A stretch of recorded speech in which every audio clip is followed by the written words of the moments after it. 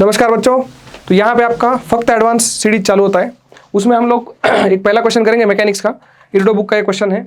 इसमें क्या बताया गया, देखो एक सिलेंडर है अपने पास जो कि हॉरिजॉन्टल टेबल पे रखा हुआ है। तो वर्टिकल ऊपर से देख रहे हैं हम लोग, ऊपर का व्यू है, फ्रंट व्यू नहीं है, व्यू जो है टॉप व्यू लिख रहे हैं हम लोग। तो स्टेशनरी वर्टिकल सिलेंडर है ऐसा, उसके ऊपर क्या कर दिया इन्होंने, स्मूथ है, मतलब कहीं कोई फ्रिक्शन नहीं है। वो स्टेशनरी वर्टिकल सिलेंडर मतलब सिलेंडर हिलने नहीं वाला है। और इसको जो है एक लेंथ L0 की रस्सी लगा दी है। बी ए जो ए बी रस्सी आपको दिख रही है, उसकी L0 क्या है, उसकी लेंथ है।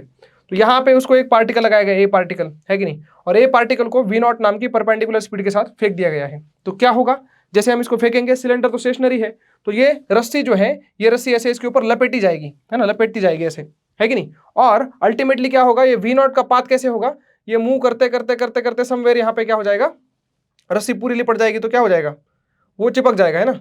पार्टिकल जो है अपना ब्लू कलर का, वो इस सिलेंडर को हिट करेगा। तो उसके लिए कितना टाइम लगेगा वो निकालना है अपने को, है ना। Time taken by the particle to hit the cylinder अपने को यहाँ पे निकालना है। तो क्वेश्चन समझ में आया सबको। तो चलो करते हैं इसको। यहाँ पे क्या प्रिंसिपल लगेगा, ज्यादा कुछ प्रिंसिपल है नहीं, ओमेगा का छोटा सा इक्वेशन लगने वाला है। तो मैं क्या बोलता हूँ, ये t=0 की डायग्राम है, t=0 की यहाँ पे डायग्राम है अपने पास। जस्ट थोड़ी देर के बाद क्या होगा, रस्सी थोड़ी लपेट दी जाएगी। तो हमने बोला कि यार यहाँ तक रस्सी लपेट चुके हैं हम लोग, है ना। इसके बाद जो है थोड़ा सा ऊपर ले जाते हैं इसको, यहाँ तक रस्सी लपेट चुकी है, ऐसे हमने बोला। और अपना जो पार्टिकल है, ए पे जो पार्टिकल था वो यहाँ पे आ चुका है। उसकी स्पीड कितनी रहेगी, उसकी स्पीड रहेगी टेंजेंशियल, और अभी भी रहेगी V0। इसका कारण क्या है, क्योंकि यहाँ पे जो है हम लोग देख सकते हैं टेंशन जो है परपेंडिकुलर दिया है वेलोसिटी के साथ। तो टेंशन हमेशा परपेंडिकुलर रहेगा वेलोसिटी के साथ, और वर्क डन बाय टेंशन 0 होगा, तो स्पीड आपकी चेंज नहीं होगी। यहाँ पे स्पीड V0 है, तो यहाँ पर भी स्पीड यहाँ पे V0 ही होगी। अब जो है रस्सी लपेट चुके हैं हम लोग, रस्सी लपेटते लपेटते ये जो पॉइंट है यहाँ तक आ चुका है। इस पॉइंट को मैं P बोलता हूँ, है ना। ये P आपका पॉइंट है। अगर हम देखें तो कितना एंगल कवर हुआ है अभी तक, ध्यान से देखना। हमने जो है अभी तक थीटा एंगल कवर किया है। थीटा एंगल कवर किया है मतलब B से P तक रस्सी लपेट जा चुकी है। तो B से P तक कितनी रस्सी लपेटी जाएगी, R थीटा, है कि नहीं। तो अपने पास यहां से जो है ये ए पॉइंट को इधर बोल देता हूं मैं, A'P लेंथ कितनी बचेगी, A'P जो लेंथ बचेगी, टोटल लेंथ L0 थी, उसमें से जो है BP लेंथ मतलब R थीटा लेंथ क्या हो गई, निकल गई, लपेट दी गई। तो रस्सी जो खुली रहेगी वो कितनी रहेगी, L0 माइनस R थीटा। ये अपने पास A'P लेंथ आ जाएगी। समझ में आया सबको। अब क्या करना है, ध्यान से देखो। अब जो है आपको सोचना ऐसे है, क्योंकि यहाँ पर ये टेंजेंट है, सॉरी ये रेडियस है और ये टेंजेंट है, तो इनके बीच का एंगल कितना होगा, 90। तो यहाँ पर मैं अगर एक हॉरिजॉन्टल ड्रॉ करूं तो आप देख सकते हो ये एंगल अगर थीटा होगा तो यहाँ पर ये भी एंगल क्या होगा, थीटा होगा, है कि नहीं। तो बड़ी अच्छी बात है। अब ध्यान से देखो, अगर मैं इसका घूमने का ओमेगा निकालूं, किसका घूमने का, ये बस PA' को देखो, P से लेके A' देखो। तो PA' रस्सी जो है कितने ओमेगा से घूम रही है, मतलब ये जो ओमेगा होगा, आप ध्यान से देखो, ये d θ/dt होगा इंस्टेंटेनियसली, है कि नहीं। तो इस ओमेगा को d θ/dt को मैं क्या लिख सकता हूँ, d θ/dt मेरा ओमेगा है, उसको मैं क्या लिख सकता हूँ, इसको मैं लिख सकता हूँ कि भाई V0 divided by A'P, V0 divided by A'P, यानी कि V0 डिवाइडेड बाय A'P की वैल्यू है L0 माइनस R थीटा। ऑब्वियस सी बात है, थीटा वेरिएबल है आपका, थीटा बढ़ता जाएगा, तो ये टर्म भी बढ़ती जाएगी या घटती जाएगी जो भी है, तो यहाँ पे बढ़ती जाएगी वैसे, और यहाँ पे जो है आपका ओमेगा मतलब d θ/dt क्या हो जाएगा, बढ़ता जाएगा, फास्ट होगा। तो इस तरह से हम इसको सोच सकते हैं। तो मैं क्या बोल रहा हूँ, ये जो ओमेगा है आपका, ये वेरिएबल है ना। ये जो ओमेगा मैंने लिखा है ये कांस्टेंट नहीं है। ये P पॉइंट के अबाउट इंस्टेंटेनियसली इस समय पे लिखा है। P पॉइंट इस समय स्टेशनरी है, आगे कोई और पॉइंट फिर चिपक जाएगा। तो इस तरह से ओमेगा लिखा मैंने d θ/dt को, और V0 बाय ये सब कर दिया। अब इसमें जो है अपन इंटीग्रेशन करते हैं, इंटीग्रेशन करेंगे तो क्या होगा, देखो d थीटा के साथ क्या मल्टीप्लाई हो जाएगा, L0 माइनस R थीटा, ये एक टर्म बन जाएगी, ये आ जाएगी d थीटा के साथ, और यहाँ पे आ जाएगा V0 इंटू dt आ जाएगा ऐसे। समझ में आया सबको। अब लिमिट लगाते हैं। इंटीग्रेशन की लिमिट क्या लगेगी, सोचो, लिमिट लगानी है अपने को इंटीग्रेशन की। टाइम की तो इनिशियली टाइम 0 था, तो अपना एंगल भी थीटा वेरिएबल यहाँ पे 0 था, और जब टाइम हो जाएगा t, जब हमें निकालना है, तब थीटा कितना हो जाएगा, पूरी लस्सी जब लपेट दी जाएगी तो कितना एंगल कवर होगा, L0 है ना लेंथ, तो L0 बाय R, है ना, थीटा इक्वल टू S/R। तो L0 रस्सी मतलब यहाँ पे L0 बाय R का जो है क्या बोलते हैं लिमिट लगेगा, फाइनल थीटा जो होगा आपका। इसको सॉल्व करने से अपना टाइम आ जाएगा, है कि नहीं। ये टाइम निकल के आता है, फिर एंड में इतना आता है, ये आप कैलकुलेशन करना, इंटीग्रेशन करना आपका काम है। तो फिजिक्स इसमें इतनी सी थी। और ये जो कॉन्सेप्ट में लगाया, कॉन्सेप्ट क्या था इसमें, कि किस तरीके से हमने एक गिवन डायग्राम को t टाइम के बाद सोचा, ये फाइनल डायग्राम बनाना था। और यहाँ पे सबसे इंपॉर्टेंट है, ये जो थीटा है आपका, ये थीटा और ये थीटा सेम है, और आपका ओमेगा जो है इंस्टेंटेनियस ओमेगा, वो d θ/dt है। उसके बाद लिमिट लगा के आपने कर लिया। ये कॉन्सेप्ट इंपॉर्टेंट है, ऐसा ही question as it is advance में आ सकता है, नहीं आए तो भी ये कॉन्सेप्ट जो हमने अभी किया, इसको आप अप्लाई करके जो इस तरह का क्वेश्चन आएगा उसको सॉल्व कर सकते हैं। Thank you. अब हम बढ़ेंगे नेक्स्ट क्वेश्चन की ओर। चलिए बच्चों, नेक्स्ट क्वेश्चन सॉल्व करते हैं। सेकंड क्वेश्चन है हमारा इस सीरीज का। तो यहाँ पे हम लोग देख रहे हैं कि इस तरह से एक ट्रैक बनाया हुआ है, और G से लेके आगे तक ये ट्रैक सर्कुलर है, G से पीछे तो इंक्लाइन प्लेन जैसा है, थोड़ा सा स्मूथ है, तो सब कुछ स्मूथ है। यहाँ पे इरडो क्वेश्चन है 1.136 का। तो यहाँ पे हम लोग इस बॉल को यहाँ से रिलीज करेंगे तो ऑब्वियस सी बात है बॉल नीचे जाएगा, लुढ़केगा और फिर क्या करेगा, सर्कुलर ट्रैक के ऊपर चढ़ेगा। उसके बाद हो सकता है वो सर्कुलर ट्रैक को कंप्लीट करे, क्या होगा क्या नहीं होगा हम देखेंगे यहाँ पे। लेकिन हमें क्वेश्चन क्या पूछा है, जो भी पाथ वो लेगा उसका पाथ पहले इमेजिन करना है, और उस पाथ में जब वो अपनी क्या बोलते हैं इट्स हाईएस्ट, ये हाईएस्ट है यहाँ पे, हाईएस्ट हाइट पे होगा तो उसकी ट्रैजेक्टरी की अपने को क्या निकालनी है, वेलोसिटी निकालनी है। Find the velocity of particle, तो क्या बोलते हैं जब वो हाईएस्ट हाइट पे होगा आपने तो उस वक्त की उसकी स्पीड निकालनी है। तो पहले अपन ट्रैजेक्टरी देखते हैं, उसके बाद जो हम लोग क्या करेंगे हाईएस्ट पॉइंट देखेंगे कौन सा है और उसमें स्पीड निकालनी है, हाईएस्ट पॉइंट पे जब पहुंचेगा तो स्पीड निकालनी है। ये सब चीजें यहाँ पे है। अब ध्यान से देखिए, ये h हाइट से इसको रिलीज करेंगे तो अपन देख सकते हैं यहाँ पे आने के बाद उसकी स्पीड कितनी हो जाएगी, सब लोग जानते हैं एनर्जी कंजर्वेशन से आ जाएगा, √2gh स्पीड आ जाएगी। ओके, √2g स्पीड आ जाएगी। अब अगर ये कंप्लीट सर्कल कर सकता था तो इसकी मिनिमम स्पीड कितनी चाहिए, √5gr चाहिए, है कि नहीं। यहाँ पे r की वैल्यू कितनी h/2 है, मतलब 5/2 अड़िच gh, √2.5 2.5gh इतनी स्पीड चाहिए, बट अपने पास कितनी है, √2gh है कि नहीं। मतलब ये कंप्लीट वर्टिकल हाईएस्ट पॉइंट तक पहुंचेगा नहीं, बीच में कहीं तो लुढ़क जाएगा, है कि नहीं। बीच में कहीं लुढ़केगा तो मैं मान लेता हूं कि हाईएस्ट पॉइंट से पहुंचने से पहले इस पॉइंट पे लुढ़क गया, इस पॉइंट पे लुढ़क गया, मतलब इस पॉइंट पे जो है उसने क्या कर दिया, इस तरह से टेंजेंशियल डायरेक्शन में क्या कर दिया, आगे का उड़ा देता हूं ये, तो इस पॉइंट पे उसने लिफ्ट ऑफ कर दिया, है कि नहीं। तो इसकी स्पीड यहाँ पे v मान लेते हैं अपन, कितनी मान लेते हैं v। तो यहाँ से उड़ेगा और फिर क्या होगा, हाईएस्ट पॉइंट तक नहीं पहुंच पाएगा, हमने देखा ना, यहाँ तक नहीं पहुंच पाएगा, वर्टिकल सर्कल नहीं कर पाएगा। उसके बाद क्या, कौन सा मोशन होगा, उसके बाद होगा प्रोजेक्टाइल मोशन, और प्रोजेक्टाइल मोशन में फिर हाईएस्ट पॉइंट पे अपने को उसकी क्या निकालनी है, स्पीड निकालनी है। तो बड़ा ही सिंपल सा क्वेश्चन है, ध्यान से देखिए। अभी ये जी पॉइंट से लेके ये जो पॉइंट है इसको मैं जी डैश बोलता हूँ, तो जी से लेके जी डैश तक आप देखें एनर्जी कंजर्वेशन लग जाएगा।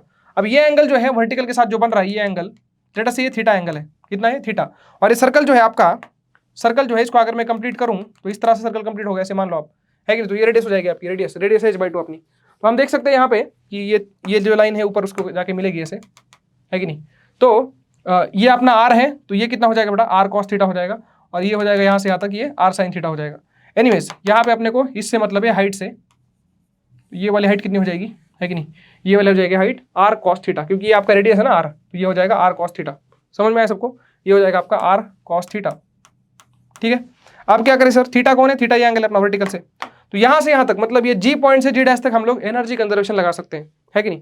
फटाफट लगाता हूं मैं, जी पॉइंट से जी डैश तक। वैसे मैंने शॉर्टकट भी बताया बच्चों को किस तरह से हम एनर्जी कंजर्वेशन के बिना काइनेमेटिक्स की इक्वेशन की जरूरत जो है डायरेक्ट लिख सकते हैं, बट ठीक है। अभी जो है यहाँ पे मैं आपको करके दिखाता हूँ। तो यहाँ पे पोटेंशियल एनर्जी 0 मान लेते हैं, तो काइनेटिक कितनी हो जाएगी, ½ मतलब 2gh। तो ये आपकी इनिशियल टोटल एनर्जी हो गई, फाइनल टोटल एनर्जी भी उतनी रहनी चाहिए। यहाँ की टोटल एनर्जी कितनी हो जाएगी, तो यहाँ पे स्पीड है ½ और वहाँ की पोटेंशियल एनर्जी हो जाएगी mg। और हाइट्स के बारे में क्या ख्याल है आपका, तो ये हाइट कितनी है, ये तो आपकी r है कि नहीं, r मतलब h/2 है, ये h/2 है, और क्या बोलते हैं ये कितना है, ये h/2 cos थीटा है। तो यहाँ पे हम लोग लिख सकते हैं h/2 common 1 + cos theta, basically r in bracket 1 + cos theta ये।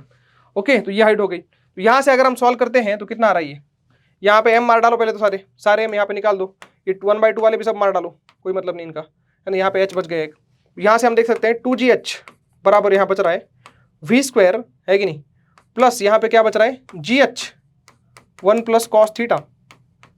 ओके, तो यहाँ से हम लोग देखते हैं 2gh = v² plus gh cos theta. ऐसे करता हूँ मैं, ऐसे क्यों किया, क्योंकि gh कटने वाला है इसके साथ, तो v² की वैल्यू आ जाएगी gh माइनस या gh into bracket 1 - cos theta. ये वैल्यू मेरी v² की आ गई, तो v की वैल्यू ये √ में आ जाएगा ऐसे। तो यहाँ से मैंने v निकाल लिया, क्या निकाल लिया है, v निकाल लिया। v की वैल्यू आ गई √gh 1 - cos थीटा। v क्या है सर, v उस पॉइंट पे स्पीड है जहां से उसने जो है ट्रैक को छोड़ दिया है। हम सब जानते हैं कि एक पर्टिकुलर पॉइंट पे वो अगर स्पीड सफिशिएंट नहीं है वर्टिकल सर्कल कंप्लीट करने के लिए, तो बीच में कहीं ना कहीं वो सर्कल का साथ छोड़ देता है और अपना प्रोजेक्टाइल मोशन करके कहीं तो नीचे गिर जाता है, सर्कुलर मोशन छोड़ देता है। तो यहाँ से उसने छोड़ दिया। अब जब उसने मोशन छोड़ा तो उसकी स्पीड हमें पता चल गई। अब इसके मैं हॉरिजॉन्टल कंपोनेंट करना चाहूंगा इस तरीके से। कंपोनेंट करने से मुझे याद आया, एक और हम काम कर सकते हैं, क्योंकि मैंने अभी बातों में क्या बोला कि यहाँ पे इसने सर्कल का साथ छोड़ दिया है, सर्कल से कांटेक्ट टूट गया है, मतलब नॉर्मल रिएक्शन 0 हो गया होगा। तो इसके पास ग्रेविटी का जो कंपोनेंट है आपका, ये mg ऐसे लगता है ना इंक्लाइन प्लेन के ऊपर, यहाँ पे g जो है देखो वर्टिकल होता है एक्चुअली g, है कि नहीं। ये एंगल थीटा, तो यहाँ पर ये भी कितना हो जाएगा अपना थीटा हो जाएगा। तो ये कंपोनेंट g का इधर कितना हो जाएगा, g cos थीटा, है कि नहीं। तो इसको लिख देता हूँ मैं g cos थीटा। ये जो आपका एक्सेलरेशन है और g sin थीटा इधर हो जाएगा ऐसे इसके परपेंडिकुलर। तो g sin थीटा आपका बन जाएगा टेंजेंशियल रिटार्डेशन और g cos थीटा बन जाएगा सेंट्रीपिटल एक्सेलरेशन। तो g cos थीटा को अगर मैं सेंट्रीपिटल एक्सेलरेशन पुट करूं तो उसका फॉर्मूला मेरे पास होता है v²/r, r इज आवर क्या बोलते हैं h/2। तो यहां से मेरे पास v² की एक और वैल्यू आती है, कितनी आती है देखो बेटा, gh cos थीटा/2, है ना। तो वी स्क्वायर की ये भी वैल्यू अपने पास है, ये भी वैल्यू अपने पास है, दोनों को इक्वेट कर देते हैं, देखते हैं क्या आता है। तो यहाँ पे जी वी स्क्वायर को इक्वेट कर रहा हूँ मैं, जी एच कॉस थीटा बाई 2, ये वी स्क्वायर की वैल्यू, और यहाँ से भी डालो जी H into bracket 1 minus cos theta. यहाँ से अपन जी एच को मार सकते हैं, अपने पास क्या बच रहा है, कॉस थीटा बराबर बच रहा है, इस 2 को उधर ले जाओ, 2 माइनस 2 कॉस थीटा। यहाँ से अपने पास बच रहा है 3 कॉस थीटा इक्वल टू 2, मतलब कॉस थीटा इक्वल टू बच रहा है 2/3। तो यहाँ से मेरे को एंगल मिल गया जहाँ से अपन लिफ्ट ऑफ करने वाले हैं, सर्कुलर ट्रैक का साथ छोड़ने वाले हैं। तो कॉस थीटा इक्वल टू अपने पास आ गया 2/3। अब क्या करें सर, अब क्या करना है बेटा, कुछ नहीं करना है, एक बार ये आ गया तो इसमें डाल दो, वी स्क्वायर की वैल्यू आ जाएगी तेरे को, वी स्क्वायर की वैल्यू आ जाएगी GH/2, और कॉस थीटा की वैल्यू कितनी निकाली हमने अभी, 2/3 निकाली है, 2/3। तो यहाँ से नमस्ते नमस्ते हो गया, वी की वैल्यू आ गई √GH/3। तो ये मेरे पास स्पीड निकल गई है ना, स्पीड भी आ गया अपने पास। अब क्या करना है, अपने को ये सब पूछा ही नहीं है भाई, अपने को इंटरेस्ट है highest point of the journey में। हाईएस्ट पॉइंट ऑफ जर्नी मतलब इसके बाद तो प्रोजेक्टाइल हो गया, प्रोजेक्टाइल में हाईएस्ट पॉइंट कौन सा होता है, जहां पे स्पीड कौन सी बच जाती है, सिर्फ हॉरिजॉन्टल स्पीड बचती है, सिर्फ हॉरिजॉन्टल स्पीड जो बचती है सबसे ऊपर वाले पॉइंट पे, वो वाली स्पीड अपने को निकालनी है। और हम सब जानते हैं कि प्रोजेक्टाइल मोशन यहां से चालू हुआ है और हॉरिजॉन्टल स्पीड कभी चेंज नहीं होती, तो इसी जगह पे हॉरिजॉन्टल स्पीड निकाली तो वो भी यहाँ पे कंटिन्यू हो जाएगी। तो अपने को हाईएस्ट पॉइंट पे स्पीड निकालनी थी, हाईएस्ट पॉइंट पे सिर्फ हॉरिजॉन्टल स्पीड जिंदा बचती है, और हॉरिजॉन्टल स्पीड निकालने के लिए हाईएस्ट पॉइंट पे जाने की क्या जरूरत है, हम यही पे निकाल सकते हैं। कैसे निकालेंगे, देखो ये एंगल अगर थीटा है तो आप देखो ये 90 माइनस थीटा, और आपका फिर से ये कितना हो जाएगा, थीटा हो जाएगा, बराबर है क्या, देखो अपने पास रेडियस है, टेंजेंट है, लेकिन हॉरिजॉन्टल बिल्कुल सही है, तो ये एंगल थीटा हो जाएगा। तो यहाँ पे जो v है वही इसका थीटा लेके यहाँ पे v cos थीटा बन जाएगा, जो कंटिन्यू रहेगा, कहीं भी निकालो v cos थीटा ही रहेगा। तो अपना आंसर आ जाएगा v cos theta, highest point की स्पीड का। v की वैल्यू है √GH/3 इंटू कॉस थीटा की वैल्यू कितनी है 2/3। तो यहाँ से अपन देख सकते हैं कितना बच रहा है, ये बड़ा गंदा आ रहा है, √2GH डिवाइडेड बाई 3 बच रहा है, नहीं गलत कर दिया मैंने, 3√3 बच रहा है नीचे। ओके, तो इस तरह से हम लोग देख सकते हैं, नहीं यार क्या कर रहा हूँ मैं, पागल बनिए, ऐसे रहने दो, 2/3 इंटू √GH/3 जो भी है। तो इस तरह से जो है अपन इसका आंसर कर सकते हैं। तो यहाँ पे क्या क्या कॉन्सेप्ट लगे, यहाँ से यहाँ हमने √2GH एनर्जी कंजर्वेशन स्पीड निकाली, फिर हमने क्या चेक किया कि ये जो स्पीड आई है √2GH इज सफिशिएंट कि वो कंप्लीट वर्टिकल सर्कल करे। तो हमने देखा कि सफिशिएंट स्पीड तो आ रही है √2.5GH, रेडियस 5G आ रहा है ना, तो इस तरह से। तो यहाँ से हमने देखा कि यार ये बीच में कहीं इस पॉइंट पे क्या करेगा, अपना साथ सर्कुलर ट्रैक के साथ छोड़ देगा, उस पॉइंट को हमने निकाला, उस एंगल को निकाला, उस हाइट को निकाला, सब कुछ निकाल दिया, और फिर वहां से प्रोजेक्टाइल मोशन की थ्योरी लगा के हाईएस्ट पॉइंट की स्पीड मतलब हॉरिजॉन्टल स्पीड हमने निकाल ली। तो ये अपना सेकंड क्वेश्चन यहाँ पे खत्म होता है। चलिए बच्चों थर्ड क्वेश्चन करते हैं हमारा। तो ये क्वेश्चन नंबर 3 है, और यहाँ पे हम लोग क्या देखेंगे, यहाँ पे एक इरिडो का क्वेश्चन है ये भी। तो यहाँ पे एक आपने को वेज दिया है ना, ये वेज जो है जमीन के साथ कॉन्टैक्ट में जरूर है, लेकिन जमीन से कोई फ्रिक्शन नहीं है, नीचे से स्मूथ है, but there is a friction between ये वेज कैपिटल M और स्मॉल m जो ब्लॉक है आपका लटका हुआ, उसके बीच में फ्रिक्शन जरूर है, और उसके बीच का कोएफिशिएंट ऑफ फ्रिक्शन अपने को K मानने को बोला गया है। ठीक है, अच्छी बात है, बाकी सब आइडियल है, मतलब रस्सियाँ जो है वो अपनी आइडियल स्ट्रिंग्स है, मासलेस पुलीज हैं, वो सब ठीक है, और ये पॉइंट भी यहाँ पे फिक्स कर रखा है। इस सिस्टम को हम रिलीज करेंगे तो फिर उसके बाद हमें सोचना है कि भाई क्या होगा, और उसके बाद हमें क्या निकालना है, acceleration of this small m निकालना है। ओके, तो बड़ा प्यारा क्वेश्चन है, ध्यान से देखिए। जैसे हम इसको सिस्टम को छोड़ देंगे है कि नहीं, तो हम सब लोग फील कर सकते हैं कि स्मॉल m जो है वो नीचे गिरने वाला है। स्मॉल m क्या करेगा, आपका नीचे गिरेगा। जैसे स्मॉल m नीचे गिरेगा तो रस्सी जो है खींची जाएगी, और रस्सी इस तरह से ट्रैवल करेगी, सब लोग मानते हो, इस तरह से रस्सी क्या करेगी, ट्रैवल करेगी, नीचे आएगा ये। तो रस्सी ट्रैवल करेगी, इसका मतलब रस्सी अगर इधर आएगी तो रस्सी इधर तो आ नहीं सकती, इधर आएगी मतलब क्या, ये रस्सी की लेंथ कम होनी चाहिए ना, बट ये पॉइंट तो फिक्स्ड है, तो इसी पॉइंट को इधर आना पड़ेगा, है कि नहीं। तो हमने देखा कि ये पॉइंट तो फिक्स्ड है, इसका मतलब ये येलो वाला पूरा सिस्टम आगे बढ़ेगा ऐसे, मतलब ये जो वेज है वो आगे जाएगा। तो लेट अस से वेज आगे जाएगा एक्सेलरेशन A के साथ, ये समझ में आया सबको, वेज जो है आगे की तरफ जाएगा, और ये जो अपना ये नीचे की तरफ जाएगा। तो इसका एक्सेलरेशन हमें नहीं पता है, तो लेट अस से इसका एक्सेलरेशन A' है, कितना एक्सेलरेशन A'। तो ये अपना कैपिटल M राइट में जा रहा है और स्मॉल m नीचे आ रहा है, ऐसे हमने बोला। अब ध्यान से सब लोग सुनना, अपने पास एक फॉर्मूला है वर्चुअल वर्क मेथड वाला, summation T.A = 0 for the system. System के अंदर कितनी बॉडीज है ना, पुली वगैरह को बॉडी नहीं लेते हम लोग, मास लेस है। सिस्टम के अंदर 2 बॉडीज है, कैपिटल M स्मॉल m। तो यहाँ पे हम लोग लिखेंगे T1A1 + T2A2 = 0। तो T1A1 कैसे लिखना है, देखो अगर हम देखें कि इसमें टेंशन अगर मार्क करना है रस्सी के अंदर, तो टेंशन के लिए अपने को देखना पड़ेगा कि यहाँ का टेंशन लेट अस से अपन T ले रहे हैं, तो यहाँ का भी टेंशन कितना होगा T, यहाँ का भी कितना होगा T, क्योंकि एक ही रस्सी है कंटिन्यूअसली, एक रस्सी में एक ही टेंशन रहता है, T हो गया। तो अगर हम देखें तो इस वेज को कौन सा टेंशन जो है राइट साइड में खींच रहा है, क्योंकि वेज का एक्सेलरेशन कैसा है, राइट वर्ड है, वेज का एक्सेलरेशन राइट है, तो राइट वाला टेंशन चाहिए अपने को, वर्टिकल वाला नहीं चाहिए अभी इस समय।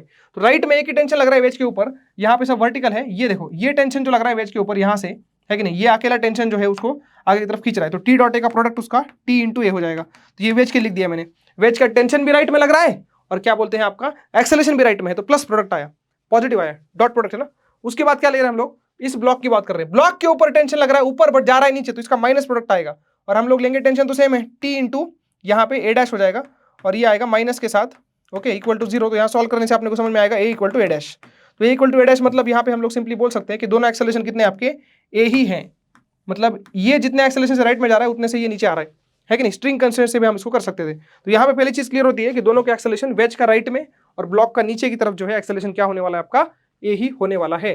तो ब्लॉक जो है वेज के साथ चिपका हुआ है, ध्यान सुनना, ब्लॉक जो है वेज के साथ चिपका हुआ है। तो वेज अगर ए से आगे जाएगा तो ब्लॉक को भी ए से आगे जाना पड़ेगा। तो हॉरिजॉन्टल में ब्लॉक का एक्सेलरेशन ए ही होगा और वर्टिकल में भी ए ही होगा। मतलब इस बेचारे ब्लॉक के ऊपर दो कंडीशन लगाई गई है। रस्सी की वजह से उसको नीचे जाना पड़ रहा है ए के एक्सेलरेशन के साथ, और वेज धक्का मार रहा है राइट में ऐसे इस तरह से, तो है कि नहीं, तो उसका भी ए लगेगा। तो इस तरह से हम लोग देख सकते हैं कि रिजल्टेंट एक्सेलरेशन इसका होगा √2a इस तरफ, ओके, √2a। तो अभी यहाँ पे अपने को निकालना है। बड़ा अच्छी बात यह है कि एनएलएम में हम लोग एक्स और वाई एक्सिस को सेपरेट सॉल्व कर सकते हैं।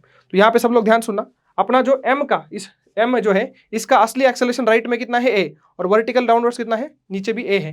तो अपने को एक टाइम पे एक ही एक्सिस पे खेलना है, तो दोनों एक्सेलरेशन को हम मिक्स नहीं करेंगे, सेपरेट y में और x में सॉल्व करेंगे। और वेज का तो एक ही है, राइट में a। तो इस तरीके से ये पूरा डायग्राम यहाँ पे क्लियर होता है। अब हम लोग इसको सॉल्व करने का जो है प्रयत्न कर सकते हैं। ये आंसर है, इसको मैं एंड में चेक करने को दिखाऊंगा आपको। बट यहाँ पे अपन क्या करते हैं, अभी इसको सॉल्व करना चालू करते हैं। पहले मैं एफबीडीज बनाना चाहूंगा। तो लेट अस से हमने पहले इसकी एफबीडी बनाई। किसकी एफबीडी बनाते हो सर आप? तो ये रहा वेज जो है आपका, वेज, ये कैपिटल एम मास का, इसकी एफबीडी बनाते हैं। तो इसके ऊपर नॉर्मल लगेगा ग्राउंड के ऊपर, है कि नहीं, और क्या बोलते हैं नीचे क्या लगेगा, नीचे इसका कैपिटल एम जी खुद का लगेगा, ग्राउंड से नॉर्मल बनाना है। उसके बाद इसका कनेक्शन कहाँ है, तो यहाँ पे रस्सी से टंगा हुआ ये है ना, राइट में टेंशन टी लगेगा, इसके ऊपर टी लगेगा, 2t लगेगा, टी लगेगा बेटा, क्योंकि ये जो पुली है इसमें इधर राइट में टी लग रहा है और वर्टिकल में टी लग रहा है। समझ में आ रहा है क्या? वर्टिकल में टी लग रहा है, राइट में टी लग रहा है। तो इस तरह से हम देख सकते हैं राइट वाला टी जो है इसका लगेगा, तो राइट वाला टी लगा। पुली मतलब ही अपना, पुली मतलब ही ब्लॉक है ना, block and pulley are the same thing. हम लोग इस वेज की एफबीडी बना रहे हैं, मतलब ये पुली भी उसमें इंक्लूडेड है। ये जो पुली है that is part of your ways, okay. तो ये टेंशन टी लगा, और कौन सा ऊपर की तरफ भी टी लग रहा है, देखो ऊपर की तरफ इस रस्सी पुली के ऊपर लग रहा है टी। उस तरह से यहाँ पर भी एक पुली है, इसके दोनों नीचे नीचे लगेंगे तो नीचे 2t लग जाएगा मेरे ख्याल से। क्या बोलते हो? नीचे लगेगा 2t, है कि नहीं यार बेटा? यहाँ से टी लग रहा है, यहाँ से टी लग रहा है, तो दोनों तरफ से 2t लग जाएंगे नीचे, है कि नहीं? अब ये हो गया। अब जो है, लेकिन मैं एक बात बताऊं आपको, बड़ा सिंपल है, वर्टिकल में जाने की जरूरत ही नहीं है। Let us not draw the vertical forces and acceleration because there is no acceleration in vertical direction. तो अननेसेसरी वर्टिकल के फोर्सेस की जरूरत नहीं है अपने को, फिर भी मैंने बना दिया। चलो अभी रख देता हूं इसको। और कुछ है क्या? और बिल्कुल कुछ है। ये वेज जो है इस एम के कांटेक्ट में है, तो एक नॉर्मल रिएक्शन फोर्स भी लगेगा। नॉर्मल रिएक्शन किसने किस पे लगाया? ये नॉर्मल रिएक्शन ब्लू वाले एम ने जो है कैपिटल एम के ऊपर लगाया इस तरीके से। तो हॉरिजॉन्टल में इसका एक्सेलरेशन कितना है? अल्टीमेटली राइट में जा रहा है एक्सेलरेशन ए के साथ, राइट में इसका एक्सेलरेशन कितना है? ए है। तो लेट अस से हम लोग हॉरिजॉन्टल में ही इक्वेशन लिख रहे हैं, फालतू में जो है वर्टिकल में लिख रहे हैं। हॉरिजॉन्टल में एक ही फोर्स मेरे को दिख रहा है, कौन सा वाला? ये नॉर्मल दिख रहा है मेरे को, है कि नहीं, और ये टेंशन दिख रहा है। तो मैं क्या लिखूंगा? टेंशन माइनस नॉर्मल, क्योंकि राइट में जा रहा है, is equal to capital M A. यहां तक क्लैरिटी है? हॉरिजॉन्टल में मेरे पास सिर्फ ये 3 ही फोर्सेस हैं। हाँ टेंशन हॉरिजॉन्टल मध्ये, हाँ नॉर्मल हॉरिजॉन्टल मध्ये, बाकी सगळं बकवास है, बाकी सगळं वर्टिकल मध्ये, काय कामच नाही। तो tension minus normal equal to M A, ये इक्वेशन मैंने हॉरिजॉन्टल में लिख दी वेज के लिए। उसके बाद बारी किसकी है? उसके बाद बारी है इस छोटू एम की, स्मॉल एम की। ये रहा स्मॉल एम। इस स्मॉल एम की बात करें तो इसका ऊपर जो है हॉरिजॉन्टल में लिखते हैं, सिर्फ और सिर्फ हॉरिजॉन्टल में लिखते हैं। पहले हॉरिजॉन्टल में लिखेंगे, फिर आप दूसरा भी लिख लेंगे। तो ये नॉर्मल लगेगा पलट के इसके ऊपर, और इसके ऊपर हॉरिजॉन्टल में और कोई फोर्स है नहीं, तो डायरेक्ट मैं लिख सकता हूँ। क्या लिख सकता हूँ मैं? डायरेक्ट ये नॉर्मल इक्वल टू लिख सकता हूँ, हॉरिजॉन्टल का एक्सेलरेशन कितना इसका? ए है, तो N equal to M A लिख दिया। एन इक्वल टू क्या कर दिया? एम ए लिख दिया। यहाँ पुट कर दो, तो टी इज इक्वल टू यहाँ पे क्या आ जाएगा? N equal to M A, मतलब ये एम प्लस एम ए आ जाएगा। टेंशन की वैल्यू यहाँ से निकल के आती है एम प्लस एम ए। ये एन यहाँ पे पुट कर दिया, आंसर आ गया। अब जो है ध्यान से देखो, वर्टिकल में खेलते हैं। इसका वर्टिकल में ऊपर क्या लग रहा है? इसके ऊपर लग रहा है टेंशन, वर्टिकल में जा रहा है ये नीचे, मतलब नीचे का फोर्स एमजी डोमिनेट करेगा। तो फ्रिक्शन हेल्प करने के लिए यहाँ पे लगेगा इधर, इस तरफ फ्रिक्शन भी है बेटा, भूलना मत। उसकी वैल्यू है म्यू एन। म्यू एन मतलब म्यू की वैल्यू तो के है, के एन, एन की वैल्यू कितनी है? M A. के एम ए अपना यहाँ पे जो है फ्रिक्शन लगने वाला है। तो यहाँ पे जा रहा है नीचे ये, तो नेट फोर्स नीचे की तरफ लगेगा M G minus tension minus K M A equal to, इसका नेट कितना होगा? नीचे एम ए होगा, है ना। Net force is equal to M A mass into acceleration. तो नीचे की तरफ एक्सेलरेशन ए है। तो ये इक्वेशन एक आ गई। यहाँ से मैं क्या कर सकता हूँ? यहाँ से ए वाली टर्म को थोड़ा सा अपन लोग ध्यान से कर सकते हैं, टेंशन निकाल सकते हैं यहाँ से। एक्चुअली अपने को वैसे निकालना क्या है? ए पे टेंशन को उड़ा ही सकते हैं। तो टेंशन यहाँ से मैं क्या निकाल दो, देखो एम जी माइनस, इसको भी इधर बुला लेते हैं, तो ये एम ए कॉमन आ जाएगा ना, है कि नहीं। तो माइनस एम ए अगर मैं कॉमन निकाल लूँ तो यहाँ पे क्या बचेगा? के प्लस 1 बच जाएगा, इक्वल टू टेंशन आ जाएगा। समझ में आया क्या? ये एम ए इधर आएगा तो माइनस एम ए बन जाएगा, माइनस एम ए कॉमन निकाला, इधर के इधर 1, इस तरह से बन गया। तो टेंशन की वैल्यू ये भी है, टेंशन की वैल्यू अपने पास ये भी है। तो मेरे ख्याल से क्वेश्चन अपना लगभग हो ही गया है यहाँ पे। तो टेंशन की वैल्यू यहाँ पे रख देता हूँ मैं, M G minus M A into bracket के plus 1 equal to m plus M into A. अपने को ए वाले सारे बंदर इकट्ठा करने हैं। यहाँ पे हम देख सकते हैं M G equal to M A into bracket के plus one plus M plus M into A वाले बंदर इकट्ठा करो, ए वाले बंदर इकट्ठा करो। यहाँ से ए कॉमन ले लें अगर हम लोग, तो क्या बचता है अपने पास, यहाँ बचेगा एम इंटू ब्रैकेट के plus one plus M plus M. बड़ा अजीब आंसर दिख रहा है यार मेरे को, मजा नहीं आ रहा इसमें, कुछ गलती कर दी क्या मैंने। एनीवेज यहाँ पे एम जी आ गया। ओके, तो यहाँ से मेरे ख्याल से आंसर आ जाना चाहिए। बड़ा खूंखार आंसर आ रहा है भाई, तो ऐसा आंसर है भी क्या, एम जी अपॉन ये क्या है, ये K plus two M plus M. K plus two कहाँ से आ रहा है, कुछ तो गड़बड़ है यहाँ पे। हाँ, आ भी जाएगा वैसे, चलो इसको सॉल्व करते हैं। गंदा आ रहा है वैसे। एम के सेपरेट सेपरेट सॉल्व करो, प्लस एम और ये एम, ये टू एम बन जाएगा, प्लस ये आपका कैपिटल एम, ऐसे हो जाएगा ये। हाँ सही लग रहा है अभी। और ये आपका एम जी, क्या बोलते हो, ये हो गया एम जी। अब जो है एम जी को इधर रहने दो, डिवाइडेड बाय करेंगे तो ये आ जाएगा। तो ये ब्रैकेट में क्या है देखो, इसमें से हम लोग टू क्या लेंगे, एम कॉमन लेंगे तो के प्लस टू बचेगा प्लस एम बचेगा, है कि नहीं। तो यहाँ से मैं क्या कॉमन ले रहा हूँ बेटा, यहाँ से एम कॉमन ले रहा हूँ, तो के प्लस टू बच रहा है मेरे पास, और फिर कैपिटल एम भी बच रहा है। तो ये आ गया मेरे ख्याल से, ये ब्रैकेट है नहीं। तो इस तरह से आएगा अपना एम इंटू ब्रैकेट के प्लस टू प्लस के एम जी। तो इस तरह से ए आ चुका है कि नहीं। बट अपना आंसर ए है कि रूट टू है, अपना आंसर हमने डिस्कस किया, हमने तो ए निकाला है। अपना आंसर हमने बोला था ना, ये इधर भी है इधर भी है, तो आंसर रिजल्टेंट क्या आएगा, रूट टू ए आएगा। इसको रूट टू लगाएंगे तो यही आंसर आ जाएगा अपना, यहाँ पे सॉल्व हो जाता है ये वाला केस। तो बड़ा ही ब्यूटीफुल सा क्वेश्चन है। फ्रिक्शन सिर्फ आपको इसमें बिटवीन वेज एंड ब्लॉक। अच्छा, फ्रिक्शन से मेरे को याद आया, यहाँ पे मैंने फ्रिक्शन ले लिया था वर्टिकल में। ये फ्रिक्शन जो ऊपर लग रहा है ना के में, ये वेज के ऊपर नीचे लगेगा के में। इसकी जरूरत नहीं पड़ी इसलिए मैंने ध्यान नहीं दिया इस पे, बट ये फ्रिक्शन नीचे भी लगेगा के में इस तरह से। ओके, तो यहाँ पे हम लोगों ने इस क्वेश्चन को सॉल्व कर दिया है। ये आपका थर्ड क्वेश्चन इरिडो सीरीज का, या फिर एडवांस, फक्त एडवांस सीरीज का यहाँ पे कंप्लीट होता है। चलिए बच्चों, अपना फोर्थ क्वेश्चन देखते हैं सीरीज का। तो यहाँ पे जो क्वेश्चन है जेई मेन का आपका पीवाईक्यू है, लेकिन अच्छा क्वेश्चन है, इसी के डिराइव करके हमने जेई एडवांस का आगे सॉल्व किया है एक पीवाईक्यू। तो ध्यान से देखिए, यहाँ पे क्या बोला गया है कि अपने पास कोलिजन का एक क्वेश्चन है कि नहीं, कोलिजन का क्वेश्चन है ये। इसमें क्या होने वाला है, तो आपका एक स्मॉल एम मास है कि नहीं, वो यू स्पीड से ट्रैवल कर रहा है, ग्रेविटी वगैरह कुछ नहीं लेना, टेबल के ऊपर सिस्टम में पूरा स्मॉल एम मास जाके इसको 10 एम मास जो कि रेस्ट पे उसको टकराने वाला है, फिर कोलिजन होगी और थीटा 1 थीटा 2 एंगल पे दोनों स्कैटर हो जाएंगे, है कि नहीं। इस तरह से ये ऑब्लिक कोलिजन का केस है हमारे पास। उसके बाद क्या बोला है, अगर साइन थीटा 1 और साइन थीटा 2 में ये रिलेशन है तो एक्स निकालना है अपने को। और कोलिजन कैसी है, कोलिजन है अपनी इलास्टिक कोलिजन लेनी है अपने को, यहाँ पे लिखा नहीं है शायद, यहाँ लिखा है, ये रहा, इलास्टिक कोलिजन अपने को लेनी है। और उसके बाद एक और डेटा यहाँ पे गिवन है कि m loses 50% of its kinetic energy after this elastic collision. मतलब इसके पास इनिशियली काइनेटिक एनर्जी कितनी थी, हाफ एम यू स्क्वायर, और बाद में कितनी होने वाली है इसकी काइनेटिक एनर्जी m की 1/4 एम स्क्वायर। मतलब हाफ एनर्जी वो लूज करेगा तो हाफ इसको मिल जाएगी, क्योंकि टोटल एनर्जी रिमेंस कंजर्व है ना। 50% लूज करेगा तो इसकी 50% आएगी इसके पास, है कि नहीं। इस तरह से अपने को कुछ डेटा गिवन है। तो चलो इसको सॉल्व करते हैं, देखो ध्यान से। तो ये वाला हटा देता हूँ मैं। तो यहाँ पे जो लिखा है उसको हम लोग यहाँ पे डायग्रामेटिकली रिप्रेजेंट करेंगे। लेट अस से इसकी काइनेटिक एनर्जी 2k थी, कितनी थी 2k, तो इसके पास बाद में k बच जाएगा, हो गया ना 50% लॉस, और बची हुई k ऑब्वियस सी बात है इसके पास जाने वाली है, क्योंकि इलास्टिक कोलिजन है अपनी। अब इसका मोमेंटम जो है मैं p बोल लेता हूँ, p equal to M U आ जाएगा, है कि नहीं। इसका मोमेंटम p बोल लेता हूँ। इसकी स्पीड कुछ होगी u1, इसकी कुछ होगी u2 वगैरह वगैरह। तो बेसिकली इसका मोमेंटम p2 और इसका p3 में बोल सकता हूँ, ऐसे नाम रख दिया, कुछ फर्क नहीं पड़ता। अब जो है मुझे क्या करना है, देखो अब सिंपल सी बात है कि ये मोमेंटम में इनिशियल मोमेंटम आपका हॉरिजॉन्टल था, तो फाइनल मोमेंटम भी हॉरिजॉन्टल होना चाहिए। बट फाइनल मोमेंटम तो टेढ़े हैं, तो उनके वर्टिकल कंपोनेंट्स एक दूसरे के अपोजिट होनी चाहिए। जैसे कि इसका वर्टिकल कंपोनेंट ऑफ मोमेंटम कितना होगा, वो हो जाएगा p2 sin theta 1, that must be equal to इस p3 का जो नीचे की तरफ होगा कंपोनेंट, दोनों इक्वल हो जाएंगे तो सिस्टम में कट जाएंगे, तो p3 यहाँ पे आ जाएगा sin थीटा 2। समझ में आया। इसका वर्टिकल मोमेंटम ऊपर है, इसका वर्टिकल मोमेंटम नीचे है, तो दोनों कट के जीरो होने चाहिए, क्योंकि इनिशियली कोई वर्टिकल मोमेंटम नहीं था, फाइनली भी नहीं रहना चाहिए। तो ये हो गया। अब जो है मोमेंटम का एक फॉर्मूला होता है, पता है आपको, momentum is equal to under root में 2 into mass into kinetic energy. ये फॉर्मूला आपने पढ़ा होगा। तो यहाँ पे अगर मैं लगाऊं इसको p2 की जगह में क्या लिखूंगा, p2 की काइनेटिक एनर्जी कितनी है, उसका मास कितना है, पहले देखो, अंडर रूट 2 इंटू मास, मास कितना है भाई उसका m है, काइनेटिक एनर्जी कितनी है उसकी, तो k है, ये साइन थीटा 1 आ गया आपका, ठीक है, इक्वल टू p3 की जगह देखे p3 का मास कितना है, अंडर रूट 2 लाटू ली तो आदि, p3 का मास कितना है बेटा 10m, है कि नहीं। और क्या बोलते हैं उसकी काइनेटिक एनर्जी कितनी है, उसकी भी काइनेटिक एनर्जी k है, तो यहाँ पे आ जाएगा sin थीटा 2। तो यहाँ से आप देख ही सकते हो सब कुछ कट रहा है, यहाँ पे बच रहा है sin थीटा 1, है ना, ये 2mk इधर से कट गया सब कुछ, इज इक्वल टू √10 में sin थीटा 2। तो मेरे ख्याल से अपना x की वैल्यू आती है √10। समझ में आया सबको। तो इस तरह से बड़ा सिंपल तरीके से हमने इसको किया है। आप मासेस को भी इन्वॉल्व कर सकते हो, फिर वेलोसिटीज को भी इन्वॉल्व करना पड़ेगा, मोमेंटम और काइनेटिक एनर्जी से डायरेक्ट कर दो।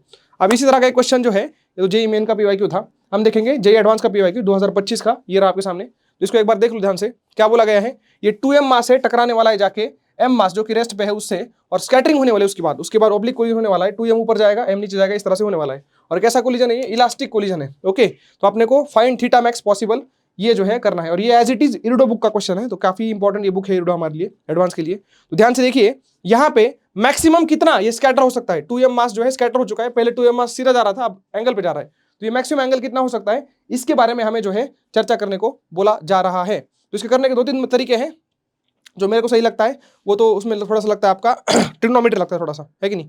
ट्रिग्नोमेट्री में आप लोग कोसाइन रूल वगैरह पढ़ते हो, बट मैं ये मानता हूँ कि कोसाइन रूल ज़्यादा लोग को अभी स्टेज में नहीं पता होगा, हमने विद्यार्थी तक के बच्चे पढ़े नहीं होंगे इतने, एंड में पढ़ेंगे वो लोग। तो मैं इसको नॉर्मल तरीके से सॉल्व करने की कोशिश करता हूँ, जो अपने को सबको आता है नॉर्मल तरीका, क्वाड्रेटिक इक्वेशन वाला लगेगा इसमें। तो ध्यान से देखना, इसको हम लोग चालू करते हैं।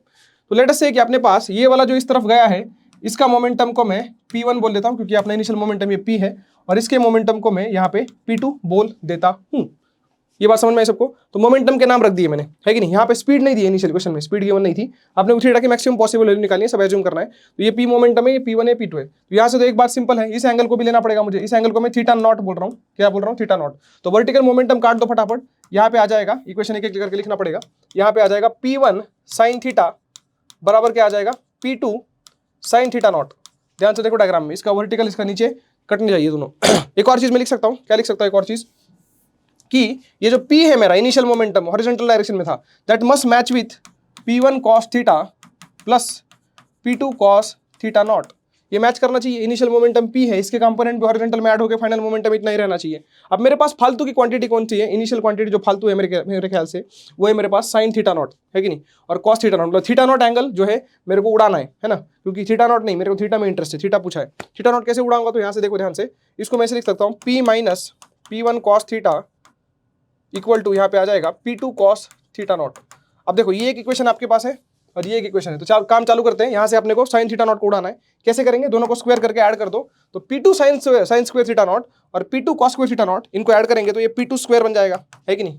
और उसके बाद इसको ऐड करेंगे तो ये क्या बन जाएगा, P1 square sine square theta, ये टर्म इसका ऐड हो गया, इसका स्क्वायर करना पड़ेगा। इसका स्क्वायर कितना आएगा देखो, P square plus P1 square cos square theta minus आएगा यहाँ पे minus 2PP1 cos theta equal to क्या, तो स्टार्टिंग में इक्वल टू है इसके। तो इस तरह से जो है हम लोग ने क्या कर दिया, दोनों इक्वेशन को स्क्वायर करके ऐड कर दिया, तो ये टर्म अपने पास बन गई। अब इसमें अपने को इंटरेस्ट, सब लोग ध्यान से सुनो, इंटरेस्ट आपको घूम फिर के P1 में है, बाकी सब कचरा है अपने लिए। P1 के पीछे पड़ना है, क्योंकि P1 से ही थीटा संबंधित है और थीटा का मैक्सिमम वैल्यू निकालना है। तो P1 को निकालने के लिए मैंने सोचा कि यार कुछ जुगाड़ करते हैं। क्या जुगाड़ इसमें कर सकते हैं देखो, और इसमें कुछ है क्या अपने पास, हाँ एक और रिलेशन हम ले सकते हैं, क्योंकि यहाँ पे इलास्टिक कोलिजन लिखा है ना, उसका हमने कुछ इस्तेमाल अभी तक किया नहीं है। इलास्टिक कोलिजन में क्या बोल सकते हैं हम लोग, क्या बोल सकते हैं इलास्टिक कोलिजन में, काइनेटिक एनर्जी सबकी क्या रहेगी, सेम रहेगी। तो काइनेटिक एनर्जी इसकी क्या रहेगी बताओ, P स्क्वायर बाय 4m आ जाएगी, है ना, क्योंकि इसका मास ही 2m है, P square by 2m formula kinetic energy का। तो इनिशियल काइनेटिक एनर्जी ये रही, फाइनल काइनेटिक एनर्जी क्या लिखोगे, P1 स्क्वायर बाय यहाँ पे क्या आ जाएगा, फिर से 4m आ जाएगा, प्लस यहाँ पे आ जाएगा P2 स्क्वायर बाय 2m, है ना। काइनेटिक एनर्जी का फॉर्मूला होता है मोमेंटम का square upon 2 times mass, P square by 2m। तो यहाँ से हम लोग देख सकते हैं कि क्या बोल रहे हैं, P square equal to P1 square plus 2 times P2 square. ये एक अपने पास इक्वेशन यहाँ पे बन के निकल के आ रही है। तो यहाँ से क्या फायदा होगा आपको, तो यहाँ से मैं P2 स्क्वायर हटा दूंगा, सब कुछ मेरे को P1 में चाहिए, तो P2 स्क्वायर की वैल्यू आ जाएगी P square minus P1 square by 2।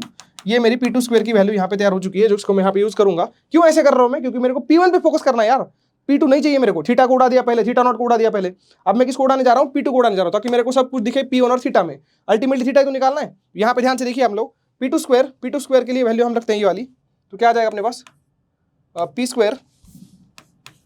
P square minus P1 square by 2, हाँ ये वैल्यू आ गई, और ये आ गया P1 square sine square theta plus P square plus P1 square cos square theta minus 2PP1 cos theta. यहाँ पे मैंने जो है पूरी तरह से नष्ट कर दिया है किसको, P2 को। This whole equation is a now function of P1 and theta, है कि नहीं। तो P तो इनिशियल डेटा में गिवन होगा अपना, है ना, P मतलब इनिशियल मोमेंटम, गिवन तो नहीं है वैसे वो, बट अपने को जो है अभी इसको यहाँ से अपने को सोचना है इस क्वाड्रेटिक टर्म के, मतलब P1 के फॉर्म में इसको क्वाड्रेटिक टर्म में बनाना है अपने को। क्या बोल रहा हूँ मैं, P1 के टर्म में इसको क्वाड्रेटिक के फॉर्म में अपने को बनाना है इसको। तो कैसे बनाएंगे देखो, तो इसको मैं ऐसे लिखता हूँ, P1 वाले सारे इकट्ठा कर लेते हैं पहले। तो यहाँ पे क्या आ रहा है, P1 साइन स्क्वायर थीटा, और ये क्या आ रहा है, P1 cos स्क्वायर थीटा, दिख गया क्या सबको। तो यहाँ पे कितना हो जाएगा, दोनों मिलके P1 स्क्वायर हो जाएगा, और ये P स्क्वायर है ना यहाँ पे। तो यहाँ पे देखो क्या आ जाएगा, P1 स्क्वायर इन दोनों की जगह लिख दिया, प्लस ये अपना बेचारा P square minus 2PP1 cos theta, है कि नहीं। इसको अगर मैं 2 से मल्टीप्लाई कर दूँ तो ये निकल जाएगा अच्छे से, इसको 2 से मल्टीप्लाई, इसको भी 2 से मल्टीप्लाई, ये 4 हो जाएगा, फिर ये 2 इधर भेज दिया, तो यहाँ पे आ जाएगा P square minus P1 square. तो यहाँ से मेरे को P1 स्क्वायर सारे इकट्ठा करने हैं, जल्दी से P1 स्क्वायर इकट्ठा करने हैं, तो मैं क्या लिख सकता हूँ, ये P1 स्क्वायर इधर जाएगा तो इस साइड 0 बच जाएगा, है कि नहीं। P1 स्क्वायर का ये 3P1 स्क्वायर यहाँ पे बन रहा है, कितना बन रहा है, 3P1 स्क्वायर बन रहा है। उसके बाद ये क्या बोलते हैं, P स्क्वायर इधर जाएगा तो ये बन जाएगा प्लस फक्त P स्क्वायर रह जाएगा, फक्त P स्क्वायर, है कि नहीं। ये फक्त 2P स्क्वायर कहाँ से आ रहा है, लेट मी, अच्छा 2 मल्टीप्लाई हो गया था, एनीवेज, तो यहाँ पे ये P स्क्वायर हो गया माइनस यहाँ पे हो जाएगा 4PP1 कॉस थीटा।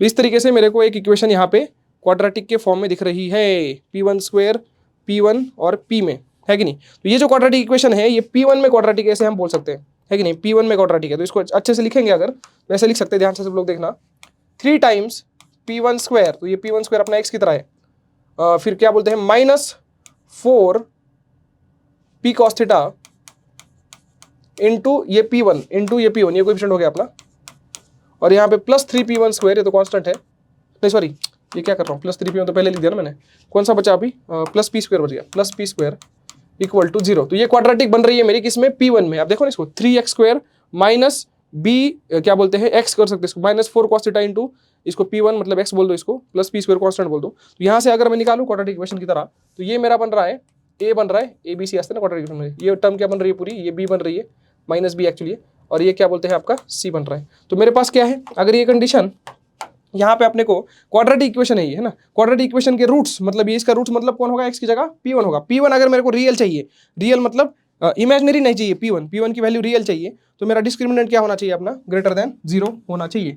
तो b square minus 4ac must be greater then 0। b square कितनी आप लोग बराबर, b square plus 16 P square cos square theta, ये आ गया आपका b स्क्वायर इक्वल टू या ग्रेटर देन इक्वल टू कितना होना चाहिए, 4ac। तो 4a मतलब कितना हो जाएगा 12, है कि नहीं, 4a मतलब यहाँ पे देखो 12 हो जाएगा, और c कितना है अपना, c है अपना P स्क्वायर, तो ये यहाँ पे हो रहा है। तो यहाँ से P स्क्वायर नमस्ते हो रहा है कि नहीं। कॉस स्क्वायर थीटा की वैल्यू कितनी आ रही है, कॉस स्क्वायर थीटा की वैल्यू आ रही है greater than equal to 12/16 that is 3/4, मतलब कॉस स्क्वायर थीटा या फिर cos theta should be greater than equal to √3/2, है ना। इक्वलिटी अगर ले हम लोग तो थीटा की वैल्यू निकल के आ रही है कितनी, 30 डिग्री निकल के आ रही है वैल्यू थीटा की, है कि नहीं। तो 30 डिग्री मेरा आंसर यहाँ पे होना चाहिए। इक्वलिटी से हमें समझ में आ रहा है मैक्सिमम वैल्यू के बारे में। तो कॉस थीटा डिक्रीजिंग फंक्शन है, उसका ध्यान रखना। तो थीटा की वैल्यू यहाँ पे 30 निकल के आती है, and this is your final answer. समझ में आया सबको। तो इस तरह से क्वाड्रेटिक इक्वेशन लगा के थोड़ा बहुत हमने इसको कर दिया। तो मैथ है देखो, फिजिक्स ने थोड़ा सा इक्वेशन बना के दिए, ये वाली इक्वेशन बना के दी, ये वाली, ये सब सिंपल इक्वेशन थी। उसके बाद क्वाड्रेटिक फॉर्म में इस इक्वेशंस को रिड्यूस करके फिर अपना जो है रियल रूट्स का फॉर्मूला लगा के ये आंसर आ जाता था। तो थोड़ी मैथ तो आपकी टेस्ट होगी, बट कॉन्सेप्ट वाइज देखो कुछ नहीं है। फिजिक्स के 3 कॉन्सेप्ट लगे, उसके बाद प्योर मैथमेटिक्स है, और कुछ इसमें ज़्यादा है नहीं। Thank you. तो आइए बच्चों, क्वेश्चन नंबर 6 चालू करते हैं, है कि नहीं।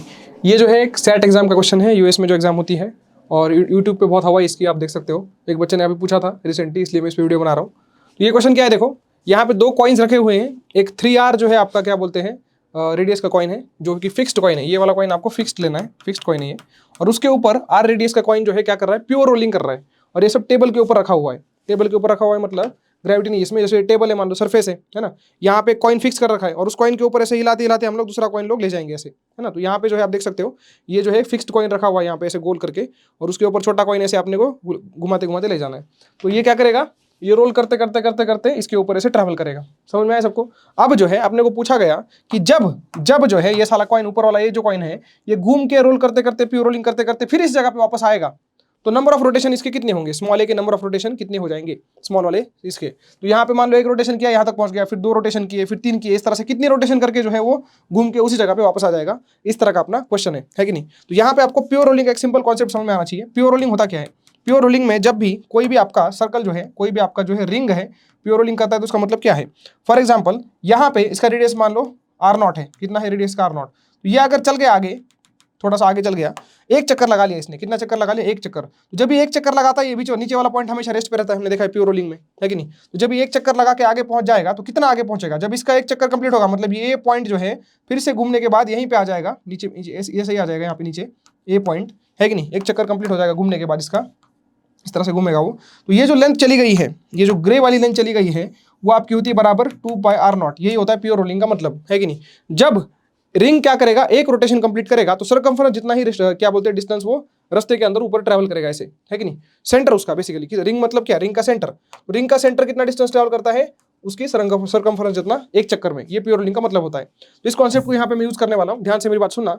मान लो कि इसका एक चक्कर कंप्लीट हो गया, किसका, ये ऊपर वाला जो है, इसके सेंटर को पकड़ना है अपने को, इसका सेंटर ने कितना एक चक्कर कंप्लीट कर लिया, मतलब इस रिंग ने एक चक्कर कंप्लीट कर लिया, तो ये सेंटर कितना चलेगा, ध्यान से मेरी बात सुनना। एक चक्कर कंप्लीट हो चुका है, किसका, इस ऊपर वाले ए का एक चक्कर कंप्लीट हो चुका है, तो इसका सेंटर कितना डिस्टेंस चलेगा, जैसे मैंने अभी बताया सर्कमफरेंस जितना, छोटे वाले की सर्कमफरेंस कितनी है 2 पाई r, इतना डिस्टेंस चलेगा।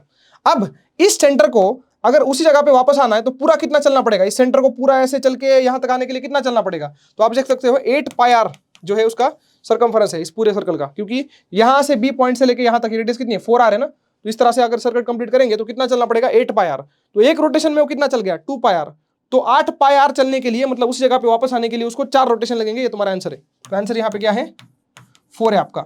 इसका आप जनरल फॉर्मूला बना सकते हो, यहाँ पे जनरल फॉर्मूला क्या है, इसका जनरल फॉर्मूला का आंसर है नंबर ऑफ रोटेशन का रेशो +1 करना है आपको, रेशो +1। तो यहाँ पे रेडियस का रेशो कितना है 1:3, 3 का रेशो है, मतलब बड़ी अपन छोटी बड़ा वाला रेशो लेना है, तो रेडियस का रेशो यहाँ पे 3 था, उसमें +1 कर दो तो आपका जनरल आंसर आ जाएगा। मतलब यहाँ पे अगर मैं ऐसा करता कि ये जो बड़ा वाला स्फीयर है इसकी रेडियस कर देता 5 r, क्या बोला मैंने, बड़े वाले स्फीयर की रेडियस कर देता 5 r और ऊपर वाले की कर देता 1 r, तो रेशो आता 5 का +1 करके 6 में आंसर आ जाता। तो इस तरह से जो है हम लोग जनरल फॉर्मूला बना सकते हैं, बट कॉन्सेप्ट सबसे इंपॉर्टेंट था यहाँ पे कि जब प्योर रोलिंग में रोलिंग करने वाली चीज एक रोटेशन घूमती है तो जमीन के ऊपर उसका सेंटर ऑफ मास कितना चलता है 2 पाई r, मतलब उसके सर्कमफरेंस जितना चलता है। That is a pure concept, यहाँ पर हम लोग ऐसे सोच सकते हैं। नेक्स्ट क्वेश्चन पे आते हैं, ये बढ़िया क्वेश्चन देखो, फाइंड, ये क्वेश्चन नंबर आपका 7th हो जाएगा, question number 7, find mu minimum so that both blocks slide together. यहाँ पे जो है ये जो इंक्लाइंड प्लेन है वो स्मूथ है, कोई फ्रिक्शन नहीं है, मतलब ये लोग नीचे गिरने वाले पक्का, लेकिन इन दोनों के बीच में स्मॉल एम और कैपिटल एम के बीच में जो है क्या नहीं होना चाहिए, आपका रिलेटिव स्लाइडिंग नहीं होना चाहिए, दोनों को टुगेदर मूव करना है इस तरीके से फिक्स्ड इंक्लाइन के ऊपर। तो सब लोग जानते हैं क्योंकि इंक्लाइंड प्लेन है तो पक्का जो है नीचे आएंगे और इनका एक्सेलरेशन होगा g sin थीटा, मतलब g sin 37 which is 6 metre पर सेकंड स्क्वायर, तो इतना तो फिक्स है। 6 से ये लोग दोनों एक साथ चल रहे हैं, ऐसे क्वेश्चन बोला गया है, दोनों एक साथ चलने के लिए आपने को यहाँ का म्यू निकालना है, there is friction between m and small m। तो यहाँ पे देखो ये दोनों एक साथ चल रहे हैं, इनका एक्सेलरेशन 6 मीटर पर सेकंड स्क्वायर नीचे की तरफ है, यहाँ तक क्लैरिटी है सबको। इसके लिए अपने को म्यू की मिनिमम वैल्यू निकालनी है, तो आप लोग ध्यान से देखो, लेट अस से हम लोग जो है इसको यहाँ से इमेजिन कर रहे हैं, तो हम लोग यहाँ कैपिटल एम पे एक ऑब्जर्वर बन के बैठ जाते हैं, तो हमारा ऑब्जर्वर जो है वो कहाँ बैठा है, कैपिटल एम पे बैठ रहा है। तो कैपिटल एम पे बैठे हुए ऑब्जर्वर को हम लोग कैसा ऑब्जर्वर बोलेंगे, observer in non inertial frame है, क्योंकि वो खुद एक्सेलरेशन 6 के साथ नीचे आ रहा है, लेकिन वो जब देखेगा स्मॉल एम को उसके रिस्पेक्ट में हम एफबीडी बनाएंगे तो स्मॉल एम रेस्ट पे रहेगा, क्योंकि साफ साफ बोला गया है कि दोनों के बीच में रिलेटिव मोशन नहीं होना चाहिए। तो इस ऑब्जर्वर को जो स्मॉल एम के साथ कैपिटल एम के साथ बैठा हुआ है उसको लगेगा कि स्मॉल एम किसमें है, रेस्ट में है, तो उसकी एफबीडी बना रहा हूं मैं। तो यहाँ पे देखो ये जो अपना हॉरिजॉन्टल सरफेस हो गया, अपने पास एक मास हो गया स्मॉल एम, और ऑब्जर्वर बोलेगा क्योंकि ऑब्जर्वर कैपिटल एम के ऊपर बैठा हुआ है, ऑब्जर्वर बोलेगा तो रेस्ट पे है यार, क्या टेंशन है, ये तो रेस्ट पे है, इसकी एफबीडी बनाते हैं अभी। इसकी असली एफबीडी में नीचे क्या लगेगा बेटा, नीचे लगेगा mg, है कि नहीं। अब ध्यान से सुनो, mg तो लग गया, नॉर्मल रिएक्शन लगेगा क्या, नॉर्मल कहाँ लगेगा बेटा, नॉर्मल लगेगा ऊपर की तरफ, है कि नहीं, नॉर्मल लगेगा ऊपर की तरफ, आप देख सकते हो डायग्राम में, नॉर्मल ऊपर की तरफ। और कौन सा फोर्स लगेगा, ऑब्वियस सी बात है, नॉन इनर्शियल में कौन सा फोर्स आता है, सूडो फोर्स आता है। तो सूडो फोर्स कहाँ लगता है, आपका एक्सेलरेशन ऐसे है g sin थीटा, तो इसका ऊपर होगा, है कि नहीं, तो ये आपका सूडो फोर्स की डायरेक्शन आ गई, mass of the body into acceleration, तो एक्सेलरेशन यहाँ पे 6 आ रहा है, तो 6m करके जो है फोर्स लग रहा है आपके ऊपर, सूडो फोर्स कितना लग रहा है 6m, 6 मतलब एक्सेलरेशन, तो 6m करके मास इंटू एक्सेलरेशन सूडो फोर्स लग रहा है। उसका एंगल भी क्या होगा, ये एंगल अपना 37 वाला है, तो ये भी 37 वाला ही एंगल यहाँ पे बनने वाला है। क्लियरिटी है सबको। तो इस तरह से जो है हमने बोला कि यहाँ पे 3 फोर्स मैंने दिखाए, ये n और mg असली फोर्सेस है, ये सूडो फोर्स नकली फोर्स है, और क्योंकि ये रेस्ट पे डायग्राम में देख ही सकते हो तो फ्रिक्शन को इस तरफ होना ही पड़ेगा। और फ्रिक्शन कौन सा लगेगा, क्योंकि हम लोग म्यू मिनिमम ढूंढ रहे हैं, मतलब फ्रिक्शन अपनी पूरी ताकत लगा देगा, वो पूरा फ्रिक्शन लगेगा म्यू एन, पूरा फ्रिक्शन कितना लगेगा म्यू इंटू एन लगेगा। अब जो है क्वेश्चन में बोला गया है कि ये रेस्ट पे है, ये क्या है, रेस्ट पे है स्मॉल एम, किसके रिस्पेक्ट में, इस ऑब्जर्वर के रिस्पेक्ट में, लेकिन लेकिन लेकिन कट टू कट रेस्ट पे, जो थोड़ा भी इससे ज्यादा हो गया तो क्या हो जाएगा अपने पास, म्यू की वैल्यू थोड़ी भी इससे मतलब कम हो गई तो ये मोशन करना चालू करेगा। मतलब हम इसको ऐसे सोच सकते हैं, ध्यान से मेरी बात सुनना, इसको आप लोग एक्चुअली ऐसे कर सकते हो कि ये डायग्राम देख के आपको एक पुरानी डायग्राम याद आनी चाहिए क्लास में जो हमने करते हैं। हमने क्या बोला था क्लास में, सब लोग क्वेश्चन करते हैं लोग, ध्यान से देखो, यहाँ पे एक ब्लॉक होता है मास एम का, फ्रिक्शन यहाँ पे म्यू होता है, और हम लोग बोलते हैं कि यार मिनिमम कितना फोर्स लगाया जाए कि ये ब्लॉक चलना चालू कर दे और टेढ़ा फोर्स लगाते हैं हम लोग, सिंपल सीधा फोर्स नहीं लगाते, टेढ़ा फोर्स लगाते हैं थीटा एंगल पे। मिनिमम कितना टेढ़ा फोर्स लगाया जाए कि हम लोग क्या करें, इसको जस्ट मोशन इसका चालू करें, या फिर मैक्सिमम कितना फोर्स लगाए ताकि ये रेस्ट पे रहे, दोनों की बात होगी। तो यहाँ पे हम लोग इसका एग्जांपल भी देते हैं, क्लास में भी तो देता हूँ हमेशा, ट्रॉली बैग जो खींचते हैं हम लोग, उसके लिए मैं एग्जांपल लेता हूँ ये वाला। एनीवेज यहाँ पे मिनिमम कितना फोर्स लगाया जाए ताकि ये क्या हो सके, आपका रेस्ट पे रह सके, ऐसा क्वेश्चन मैं आपसे पूछ रहा हूँ। इसको आप कैसे करते हैं, इसको आप कैसे करते हैं ध्यान से देखना। आप इसमें फोर्स बनाते हैं, यहाँ पे ऊपर लग रहा है नॉर्मल, नीचे लग रहा है mg, और फ्रिक्शन ऑब्वियसली पीछे लगेगा, और क्योंकि ये मिनिमम फोर्स है मतलब यहाँ पे फ्रिक्शन पूरी जान लगा रहा है, म्यू इंटू एन लगा दो, एन यहाँ पे कितना आएगा देखो। तो यहाँ पे हम लोग वर्टिकल में अगर देखें N plus F sine theta दोनों मिलके जो है mg को बैलेंस कर रहे हैं। इस बार एन इक्वल टू mg नहीं है, और राइट में लेफ्ट में देखें तो म्यू एन जो है बेचारा बैलेंस कर रहा है किसको, एफ कॉस थीटा को। ओके, तो यहाँ से हम लोग क्या कर सकते हैं, एन की वैल्यू यहाँ से पुट कर देंगे, तो म्यू इंटू एन की वैल्यू कितनी है देखो, F sine theta minus M G, नहीं म्यू ली तो एन की जगह ऊपर से वैल्यू डाल रहा हूँ मैं, एन की जगह क्या डालूंगा, M G minus F sine theta equal to ये हो जाएगा एफ कॉस थीटा। क्या बोलते हो? अब जो है म्यू इसको इधर उधर करो, हेरा फेरी करो, तो mu M G equal to यहाँ पे आ जाएगा F cos theta plus mu F sine theta. तो एफ अगर मैं कॉमन ले लूँ तो यहाँ पे क्या आ जाएगा देखो, mu M G upon F common ले लूँ तो cos theta plus mu sine theta, ये आ जाएगी एफ की वैल्यू। क्या बोलते हो? ये आ जाएगी एफ की वैल्यू। तो ये आपका मिनिमम फोर्स है वो वाला जिस वक्त फ्रिक्शन मैक्सिमम लगता है, कि जो है रिक्वायर्ड है आपकी बॉडी को जस्ट मोशन करने के लिए, या मैक्सिमम फोर्स है जस्ट इसको स्टेशनरी रखने के लिए। तो ये वाला हमने क्लास में करा है, तो इसका हम लोग इस्तेमाल कर सकते हैं। कैसे इस्तेमाल कर सकते हैं, तो ये रिजल्ट आपको याद रखना चाहिए। और ये जो फोर्स है ना 6m, ये फोर्स ही तो है, सूडो फोर्स है ये फोर्स को हम लोग डिक्लेयर कर देते हैं कि ये आपका मैक्सिमम फोर्स है टू कीप एम स्टेशनरी, है कि, क्योंकि फ्रिक्शन मैक्सिमम लग रहा है ना यहाँ पे, है कि नहीं, क्योंकि अपने को म्यू मिनिमम ढूंढना है, मतलब एक्सट्रीम वाली कंडीशन ढूंढ रहे हैं हम लोग। तो इसको अगर हम एफ की तरह ट्रीट करें, इसको अगर एफ की तरह ट्रीट करें, टेढ़ा ही फोर्स है ना खींचने वाला, है कि नहीं, तो हम लोग जानते हैं कि साला इसकी वैल्यू कितनी हो सकती है, ये जो 6m है इसकी कट टू कट वैल्यू कितनी हो सकती है, कहाँ गया वो, इसकी कट टू कट की वैल्यू कितनी हो सकती है, mu M G upon cos theta plus mu sine theta. तो यहाँ पर हम इसको लिख सकते हैं mu M G upon cos theta plus mu sine theta, बस हो गया। तो यहाँ पे हम सॉल्व करते हैं इसको, 6m बराबर mm तो कट जाएगा बेटा, क्या कर रहे हो टाइम पास, mm कट जाएगा यहाँ पे, है कि नहीं। तो 6 is equal to mu into G की वैल्यू 10 डाल दो अपॉन खाली का बगा कॉस थीटा की दी कॉस 37, कॉस 37 कितना होता है बेटा 4/5 प्लस म्यू टाइम्स साइन 37 मतलब 3/5। तो 5 को ऊपर बुलाएंगे हम लोग तो ये बन जाएगा 50 म्यू, और ये 6 हो जाएगा, और नीचे आ जाएगा 4 + 3 म्यू। तो इसको आप सॉल्व करो, पता नहीं कितना आ रहा है, ये कर लेते हैं। 24 + 18 mu is equal to 50 mu. तो 24 जो है आपका इक्वल टू हो जाएगा 32 म्यू। तो म्यू की वैल्यू आ जाएगी 24/32 म्हणजे 8 चौक अतिरिक्त 24 / 8 चौक 32.75, ये म्यू की वैल्यू यहाँ पे आ जाती है। ठीक है, तो इस तरह से हमने इसको कर दिया है। तो आई होप अच्छा लगा होगा क्वेश्चन ये। और ये जो कॉन्सेप्ट है यहाँ पे, ये आपको याद रखना है कि टेढ़ा फोर्स हम लगाते हैं, क्लास में होता है ये सबके लगभग, टेढ़ा फोर्स लगाते हैं थीटा एंगल पे, तो मिनिमम फोर्स कितना लगता है वो mu M G upon cos theta plus mu sine theta, और वही यहाँ पे लगाया मैंने। ठीक है, थैंक यू। तो चलो बच्चों, क्वेश्चन नंबर 8 करते हैं हमारी इस मैकेनिक सीरीज का। तो ये जो क्वेश्चन है जेईई एडवांस का पीवाईक्यू है। तो यहाँ पे हम लोग देख सकते हैं रोटेशन का बहुत अच्छा क्वेश्चन है ये। तो 2 थिन सर्कुलर डिस्क है यहाँ पे, मास m और 4m इसका मास है, इसका मास m है, इसका मास 4m है, आपको दिख रहा होगा यहाँ पे। मैं इसको बड़ा भी बनाऊंगा, पहले आप क्वेश्चन देख लो। तो यहाँ पे एक m मास की डिस्क है, 4m मास की डिस्क है, बीच में जो है मासलेस रॉड से कनेक्टेड है, और यहाँ पे इस लेंथ l में कुछ भी यहाँ पे नहीं है। तो यहाँ से m से चालू होता है ऑब्जेक्ट और 4m पे खत्म होता है, बीच में एक छोटा सा पतला सा थिन रॉड दिया गया है। और इस असेंबली को हम लोग मूव कर रहे हैं ऐसे, तो जेड एक्सिस के अबाउट ये पूरा ऐसे घूमते घूमते मूव करने वाला है। ओके, उसके बाद डेटा दिया हमें कि इसकी रेडियस a है, इसकी 2 है, और ये जो l लेंथ है वो √24a है। और क्या बोला है, फर्म फ्लैट सरफेस वगैरह वगैरह, रोलिंग विदाउट स्लिपिंग लेनी है अपने को, ऑब्वियस सी बात है, रोटेशन का क्वेश्चन है। एंगुलर स्पीड जो है दिखाई गई डायग्राम में ओमेगा है, और क्या बोलते हैं angular momentum of the assembly about point O को उन्होंने L बोला है। ठीक है ना, तो O पॉइंट के अबाउट इस पूरी असेंबली का जो है L एंगुलर मोमेंटम यहाँ पे डिफाइन किया गया है। तो क्योंकि जो है डायग्राम थोड़ा सा अनक्लियर है, मैं यहाँ पे इसको फिर से बना देता हूँ। तो ये हमारी देखो यहाँ पे जेड एक्सिस है ऐसे, यहाँ पे जेड एक्सिस दी गई है ये। ओके, उसके बाद जो है हम देखेंगे कि ये वाला जो है आपका, हम लोग इसको एक्स एक्सिस बोल देते हैं, हमारी समझ के लिए एक्स एक्सिस बोल देते हैं, उन्होंने नहीं बोला है, अपन बोल देते हैं इसको एक्स एक्सिस। अब जो है डायग्राम कैसा है देखिए, तो यहाँ पे अपने पास सेंटर से अगर मैं एक लाइन ड्रॉ करूँ ऐसे, तो ये लाइन मेरे को बहुत हेल्प करने वाली है आगे। इस लाइन के अलाउंग ही जो है दोनों सेंटर्स मेरे को दिखेंगे अपने इसके क्या बोलते हैं अपने डिस्क के। तो ये रहा पहला डिस्क का सेंटर, यहाँ पे ले लेता हूँ मैं, और दूसरे डिस्क का यहाँ पे ले लेता हूँ। तो ये रहा आपका पहला डिस्क, इस तरीके से पहला डिस्क है यहाँ पे, और ये जो बड़ा वाला डिस्क है इसको इस तरह से हम लोग यहाँ पे ले सकते हैं। ठीक है, तो इस तरह से असेंबली है। रॉड जो एग्जिस्ट करता है वो इसी लेंथ में एग्जिस्ट करता है। ये लेंथ अपने को L दी है और ये भी यहाँ से ओरिजिन से लेके यहाँ तक ये भी लेंथ अपने को L ही दी है। ठीक है, तो इसको आप याद रखना। और L की वैल्यू कितनी दी अपने को, √24 टाइम्स A क्या है सर, तो इसकी रेडियस A है और इसकी रेडियस जो है वो कितनी है, 2A कि 4 है, हाँ 2A सॉरी, तो ये रेडियस अपने 2A हो जाएगी यहाँ पे।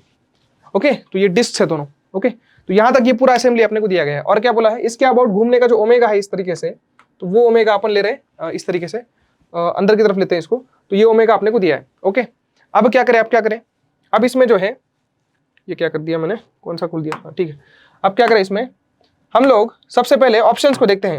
ऑप्शंस अपने को क्या क्या दिए गए हैं, तो पूरा असेंबली इस तरह से प्योर रोल वगैरह वगैरह सब कुछ ठीक है। यहाँ पे एल का कुछ कांड है, यहाँ पे इसको जल्दी से निपटा लेते हैं अपन। तो सब लोग ध्यान से देखना, यहाँ से अगर मैं परपेंडिकुलर ड्रॉप करता हूँ ऐसे, ये परपेंडिकुलर ड्रॉप जो है ऐसे हो जाएगा, ये एंगल आपका 90 हो जाएगा यहाँ पे, है कि नहीं।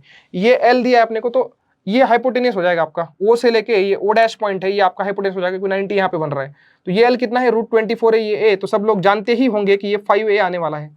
ज्योमेट्री कुछ इस तरह से दिया गया था, है ना, हाइपोटेनियस है, √A² + 24A² बिकम्स 25A², उसका रूट जो है हाइपोटेनियस आपका 5A। 5 याद रखना सब लोग, 90 डिग्री एंगल यहाँ पे है, ऑब्वियस सी बात है, तो ये वाला आपका जो है हाइपोटेनियस बनेगा 5A। ज्योमेट्री इस तरह से दी थी, सिंपल सी थी, मैंने उसको यहाँ पे जो है कर लिया है। अब क्या करें, अब जो है अपने को ऑप्शंस देखने हैं कि भाई निकालना क्या इसमें, है कि नहीं, निकालना है क्या इसमें। तो देखिए सब लोग, पहला ऑप्शन जो है आपको दिया गया है, यहाँ पे ऑप्शन करेक्ट वाले कौन से वो भी दिए गए हैं, तो अपन देख लेंगे उसको। The magnitude of Z component of L is 55 m²A, sorry ma² omega. तो magnitude of Z component of L मतलब एंगुलर मोमेंटम, L को डिफाइन किया है क्वेश्चन में, अपने मन से नहीं लेना है। L is what, angular momentum of the entire assembly about the point O, total angular momentum O point के about.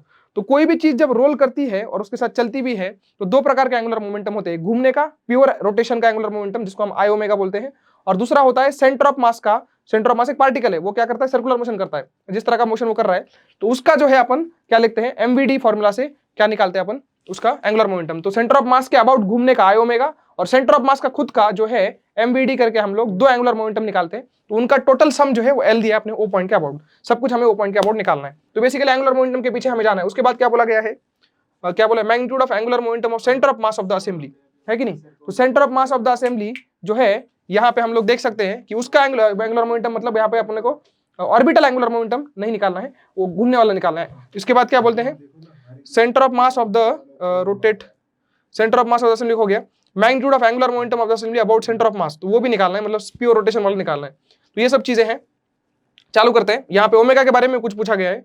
Omega, centre of mass of the assembly rotates about the Z axis with N angular velocity of omega by 5। तो angular velocity centre of मास की भी अपने को निकालनी है। Centre of मास आपका क्या करेगा, सेंटर ऑफ मास मान लो यहाँ पे होगा, तो वो सर्कुलर मोशन करेगा। ओके, अब लो है सब लोग ध्यान से सुनना मेरी बात, कि अगर हम इसको ओमेगा के टर्म्स में देखेंगे, तो ये वाला आपने को कितना दिया है, ओमेगा दिया है। अब लोग आप देखना ध्यान से कि किस तरीके से जो है हम लोग यहाँ पे इसका रोटेशन इमेजिन कर सकते हैं। तो आप देखना, ये जो फुट वाला पॉइंट है, डिस्क नंबर A जो पहली डिस्क है अपनी, इसका जो फुट वाला पॉइंट है, ये कैसे मोशन करेगा, देखो इसका मोशन जो है इस तरीके से होने वाला है। इस फुट का ये कांटेक्ट वाला जो फुट है, ये जब पूरा घूमेगा ऐसे घूमते घूमते जाएगा आगे, है ना, इस तरफ मान लो घूम रहा है, किसी तरफ घुमा दो कोई दिक्कत नहीं है, अपने को डायरेक्शन यहाँ पे इस समय इंपॉर्टेंट नहीं है। तो घूमते घूमते मान लो ये पीछे गया, ऐसे वापस आया, तो इसका जो कांटेक्ट पॉइंट है नीचे वाला, वो इस रास्ते से ट्रेवल करने वाला है कि नहीं। और जब इसका एक कंप्लीट चक्कर पूरा हो जाएगा, उसका टाइम पीरियड जो है वहां से अपने को ओमेगा मिलने वाला है। किसका ओमेगा पूछा है हमें क्वेश्चन में, है कि नहीं। तो यहाँ पे हम लोग किस ऑप्शन को ढूंढ रहे हैं, पहले सबसे सिंपल यही option, centre of mass of the assembly rotates about the Z axis with N angular velocity of omega 5।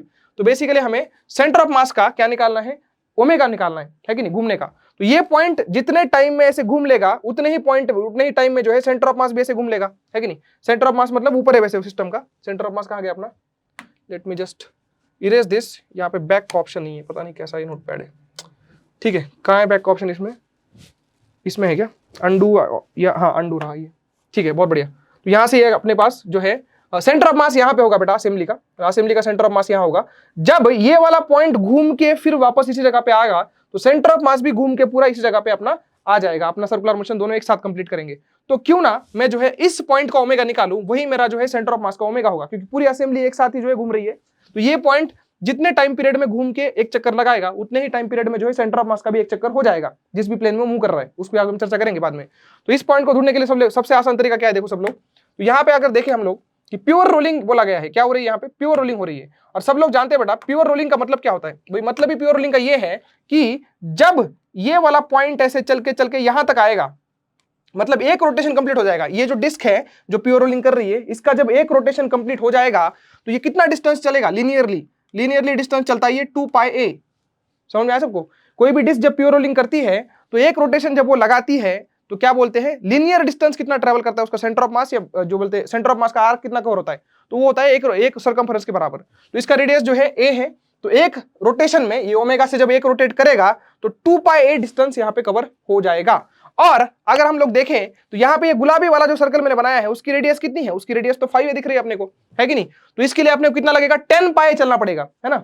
2 पाई में हमने एक रोटेशन कवर कर लिया, अपने को टोटल 10 पाई चलना है, तो अपने को यहाँ पे जो है 10 टाइम्स 10 रोटेशन हो जाएंगे, मतलब 10 नहीं सॉरी 5 रोटेशन हो जाएंगे यहाँ पे, है कि नहीं? तो ये रोटेशन है, एक रोटेशन में चले हम लोग 2 पाई, हमको टोटल चलना है 10 पाई, तो ऐसे कितने रोटेशन लगेंगे? 5 रोटेशन लगेंगे, है कि नहीं? तो 5 रोटेशन इसके जब होंगे इस ओमेगा के, तब जाके जो है सेंटर ऑफ मास का एक रोटेशन कंप्लीट होगा। इससे क्लियर कट समझ में आता है कि सेंटर ऑफ मास जो घूम रहा है उसका जो जेड एक्सिस के अबाउट ओमेगा होगा वो होगा ओमेगा बाय 5। सिंपल सी बात है कि नहीं? क्योंकि जब इस डिस्क का एक ओमेगा कंप्लीट होता है, एक रोटेशन कंप्लीट होता है, तब वो 2 पाई चलती है। ऐसे 5 रोटेशन कंप्लीट होने के बाद जाके सेंटर ऑफ मास का एक रोटेशन कंप्लीट होने वाला है, तो सेंटर ऑफ मास का ओमेगा टाइम पीरियड क्या होगा? सेंटर ऑफ मास का 5 टाइम ज्यादा होगा, मतलब ओमेगा 5 गुना कम होगा। तो इस तरह से यहाँ पे हमने देखा कि जेड एक्सिस के अबाउट सेंटर ऑफ मास का पूरे असेंबली का जो है हम लोग एक चक्कर कब होगा? ओमेगा 5 की रफ्तार से होगा। तो यहाँ पे ऑप्शन बराबर अपने को हम बोल सकते हैं, ठीक है? ओमेगा बाय 5 से सेंटर ऑफ मास या पूरी असेंबली का जेड के अबाउट कितना ओमेगा है? तो ओमेगा बाय 5 है। तो यहाँ पे हमने ये ऑप्शन को सही मार्क करना है, सी ऑप्शन तो हो गया, बड़ा सिंपल है। अब जो है स्पेशली हम लोग बात करते हैं एंगुलर मोमेंटम की, बाकी 3 ऑप्शन एंगुलर मोमेंटम की बात कर रहे हैं। तो एंगुलर मोमेंटम के पीछे हम लोग पढ़ते हैं, तो किसी भी सिस्टम का एंगुलर मोमेंटम निकालने के मैंने आपको बताया है 2 तरीके हैं, 2 तरीके मतलब 2 स्टेप्स होते हैं। पहला आप क्या करो? Spin angular momentum, pure rotation का एंगुलर मोमेंटम निकालो।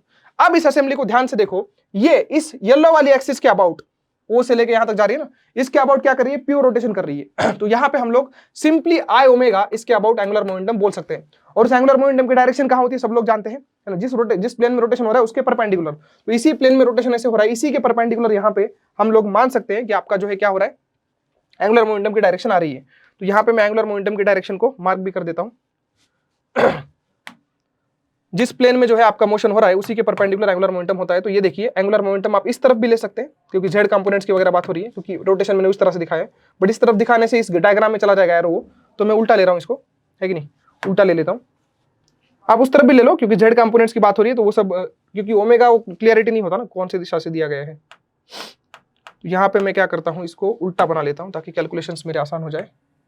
ये रहा मेरा एंगुलर मोमेंटम, स्पिन वाला बोल देते हैं इसको, spin angular momentum, pure rotation वाला, बेसिकली प्योर रोटेशन वाला एंगुलर मोमेंटम है, ठीक है?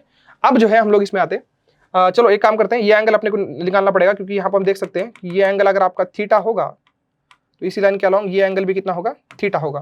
तो थीटा की वैल्यू इस ट्रायंगल से निकालेंगे हम लोग, निकाल भी लेते हैं। चलो साइन थीटा की वैल्यू कितनी आ जाएगी? Sine theta is opposite side which is a upon क्या बोलते हैं? हाइपोटेनस, तो 1/5 साइन थीटा आ जाएगा। और कॉस थीटा की वैल्यू कितनी आ जाएगी? तो कॉस थीटा की वैल्यू क्या होती है? ये वाला कितना हो जाएगा? एल हो जाएगा, ये है ना, एल अपॉन और क्या बोलते हैं ये 5a हाइपोटेनस। तो एल की वैल्यू कितनी है बेटा? √24a है ना, तो ए कट जाएगा, √24/5 ये अपना यहाँ पे कॉस थीटा आ जाएगा। तो साइन थीटा की वैल्यू याद रखेंगे सब लोग, 1/5 आ चुकी है, कॉस थीटा की वैल्यू √24/5 आ चुकी है, इसका हम लोग इस्तेमाल करने वाले हैं। तो ये एल आ गया। एल कैसे निकालना है? इसका फॉर्मूला क्या है? आई ओमेगा। अब आई लिखना पड़ेगा। आई क्या है? पूरे सिस्टम का जो है हम लोग लिख रहे हैं एल, तो आई क्या है? सिस्टम का मोमेंट ऑफ इनर्शिया, इसका मोमेंट ऑफ इनर्शिया प्लस इसका मोमेंट ऑफ इनर्शिया। रॉड तो छपरी है, रॉड तो निग्लिजिबल है, तो इसका मोमेंट ऑफ इनर्शिया कितना लिखेंगे हम लोग? हाफ ma² प्लस इसका कितना लिखेंगे? हाफ ला हाफ, मास है अपना 4m। अरे हमेशा में इसका मास 4m है कि 2m है? 4m दिया है, देखो यहाँ पे 4m, तो half into 4m into 2a का स्क्वायर, तो यहाँ पे 4a² हो जाएगा, है कि नहीं? तो ये 1/2 अगर मैं कॉमन ले लूँ तो यहाँ पे ma² है और यहाँ पे 16 ma² है, तो ये बेसिकली कितना आ रहा है? 16 ही है कि? हाँ सही है, तो 16 ma² और ये 17 ma² आ जाएगा। तो 17/2 ma² ये मेरा क्या आ चुका है?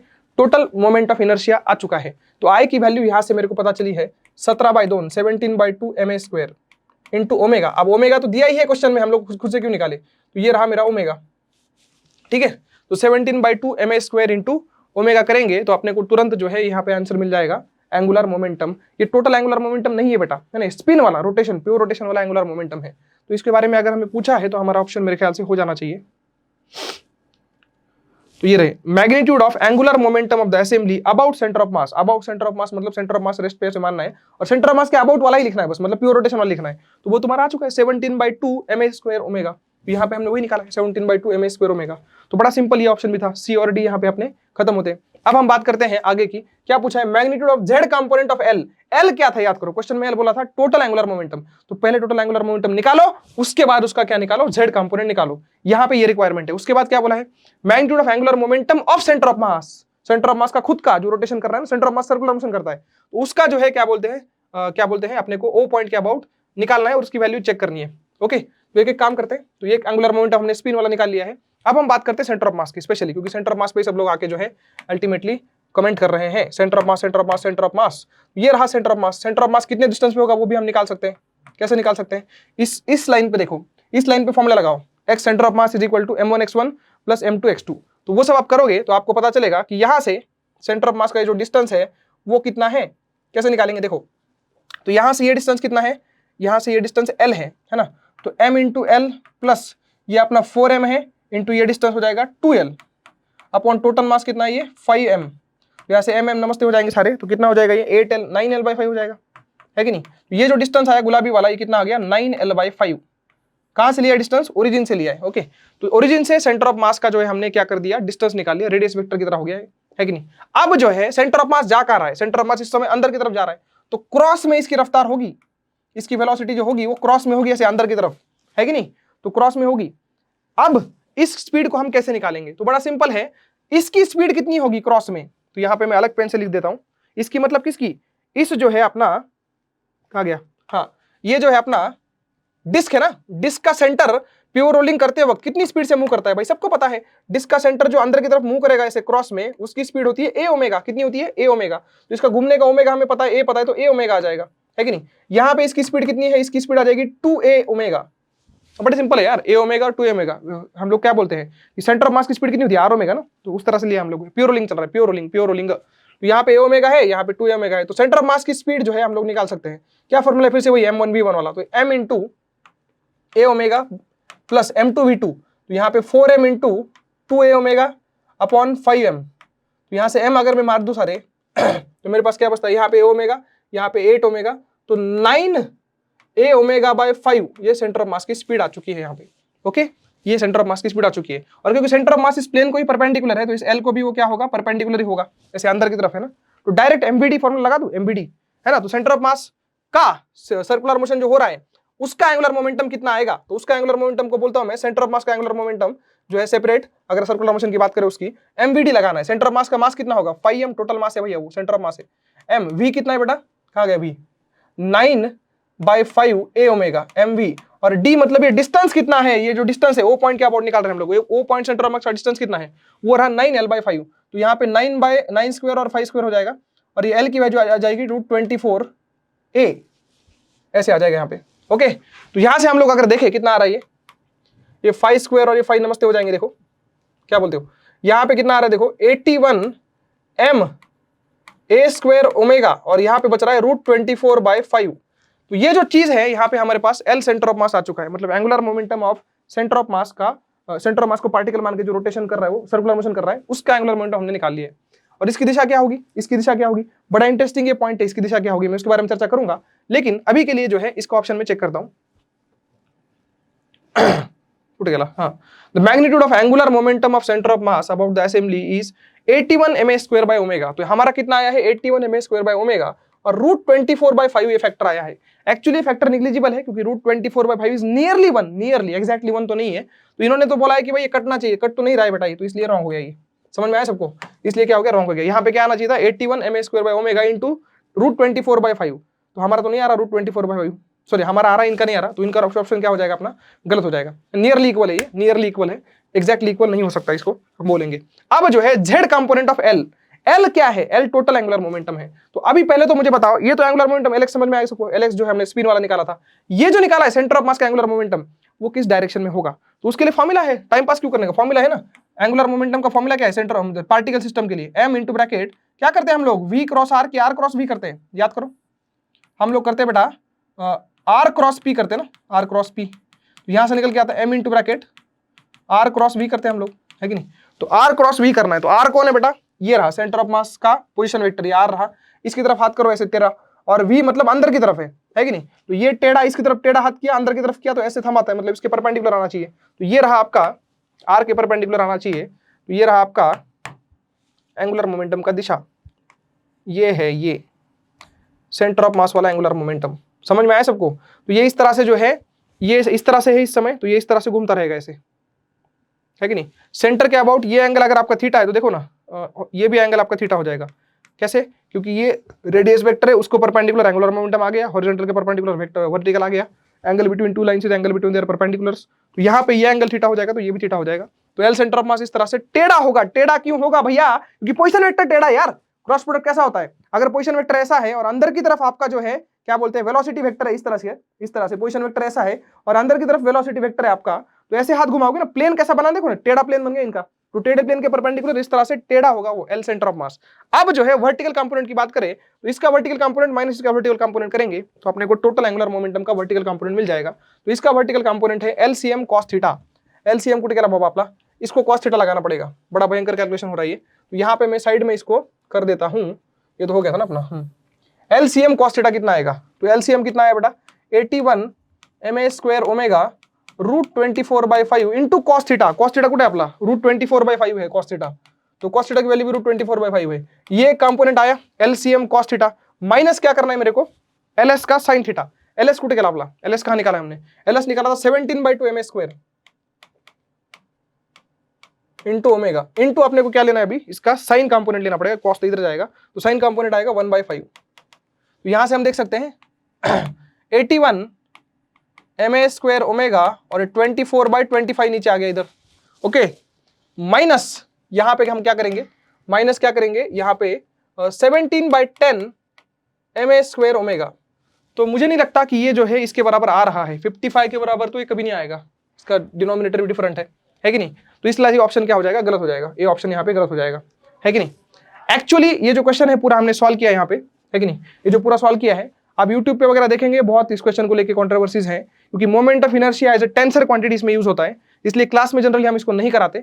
बच्चों को बहुत बार हम बोल देते हैं कि क्लास में नहीं करना है, तो आपको ऐसा ना लगे कि भाई हमको क्लास में नहीं कराया ऐसे वैसे, तो इसलिए मैंने बता दिया आपको, है ना। बट एक्चुअली जो है इन्होंने जिसने ऑप्शन सी भी करेक्ट किया था उसको भी जेईई एडवांस ने फुल मार्क्स दे दिए थे, और बाद में जो है ये ऑप्शन जो अपना आया था नेक्स्ट कौन सा वाला, ये वाला, इसको अगर नहीं लिखा तो भी मार्क उन्होंने जेईई वालों ने एडवांस वालों ने दे दिए थे, क्योंकि टेंसर क्वांटिटी यहाँ पे इन्वॉल्व हो रही है। थोड़ा सा आउट ऑफ सिलेबस तो जा रहा है, लेकिन अगर हम ध्यान से जितना सिलेबस में है वो उतने कॉन्सेप्ट से अगर हम लगा के करेंगे तो ये दो ऑप्शन अपने करेक्ट आ जाते हैं, ठीक है। यहाँ पे ये क्वेश्चन हम लोग समाप्त करते हैं। चलिए बच्चों, ये भी आपका जो है 2024 का जेईई एडवांस का पीवाईक्यू है। तो यहाँ पे क्या बोला गया, देखो, disc of mass capital M and radius R, इस बड़ी वाली डिस्क की बात हो रही है, it's free to rotate about its vertical axle, है कि नहीं, रोटेट करने के लिए ये जो है फ्री है। उसके बाद क्या बोला है, battery operated motor of negligible mass, कोई मोटर की बात हो रही है, निग्लिजिबल मास है उसका, fixed at the disc at a point on its circumference, तो जो बड़ी सी डिस्क है उसके सर्कम्फरेंस पे जो है मोटर लगी हुई है। And another disc of the same mass M and radius r/2 is fixed on the motor's thin shaft, मतलब ये जो रिंग है बड़ी वाली डिस्क है, सॉरी, इसका यहाँ पे क्या होगा, मोटर लगा होगा इसके सर्कम्फरेंस से, और उस मोटर से ही ऊपर जो है ये बड़ी छोटी वाली डिस्क यहाँ पे कनेक्टेड की गई है। Initially both the disc are at rest, सब कुछ जीरो है इनिशियली, मोमेंटम वगैरह। The motor is switched on so that the smaller disc rotates at an uniform angular speed of omega, तो छोटी वाली डिस्क जो है ओमेगा से घूम रही है, मोटर के अबाउट ही घूमेगी। If the angular speed at which the larger disc rotates is ω/n, then value of n।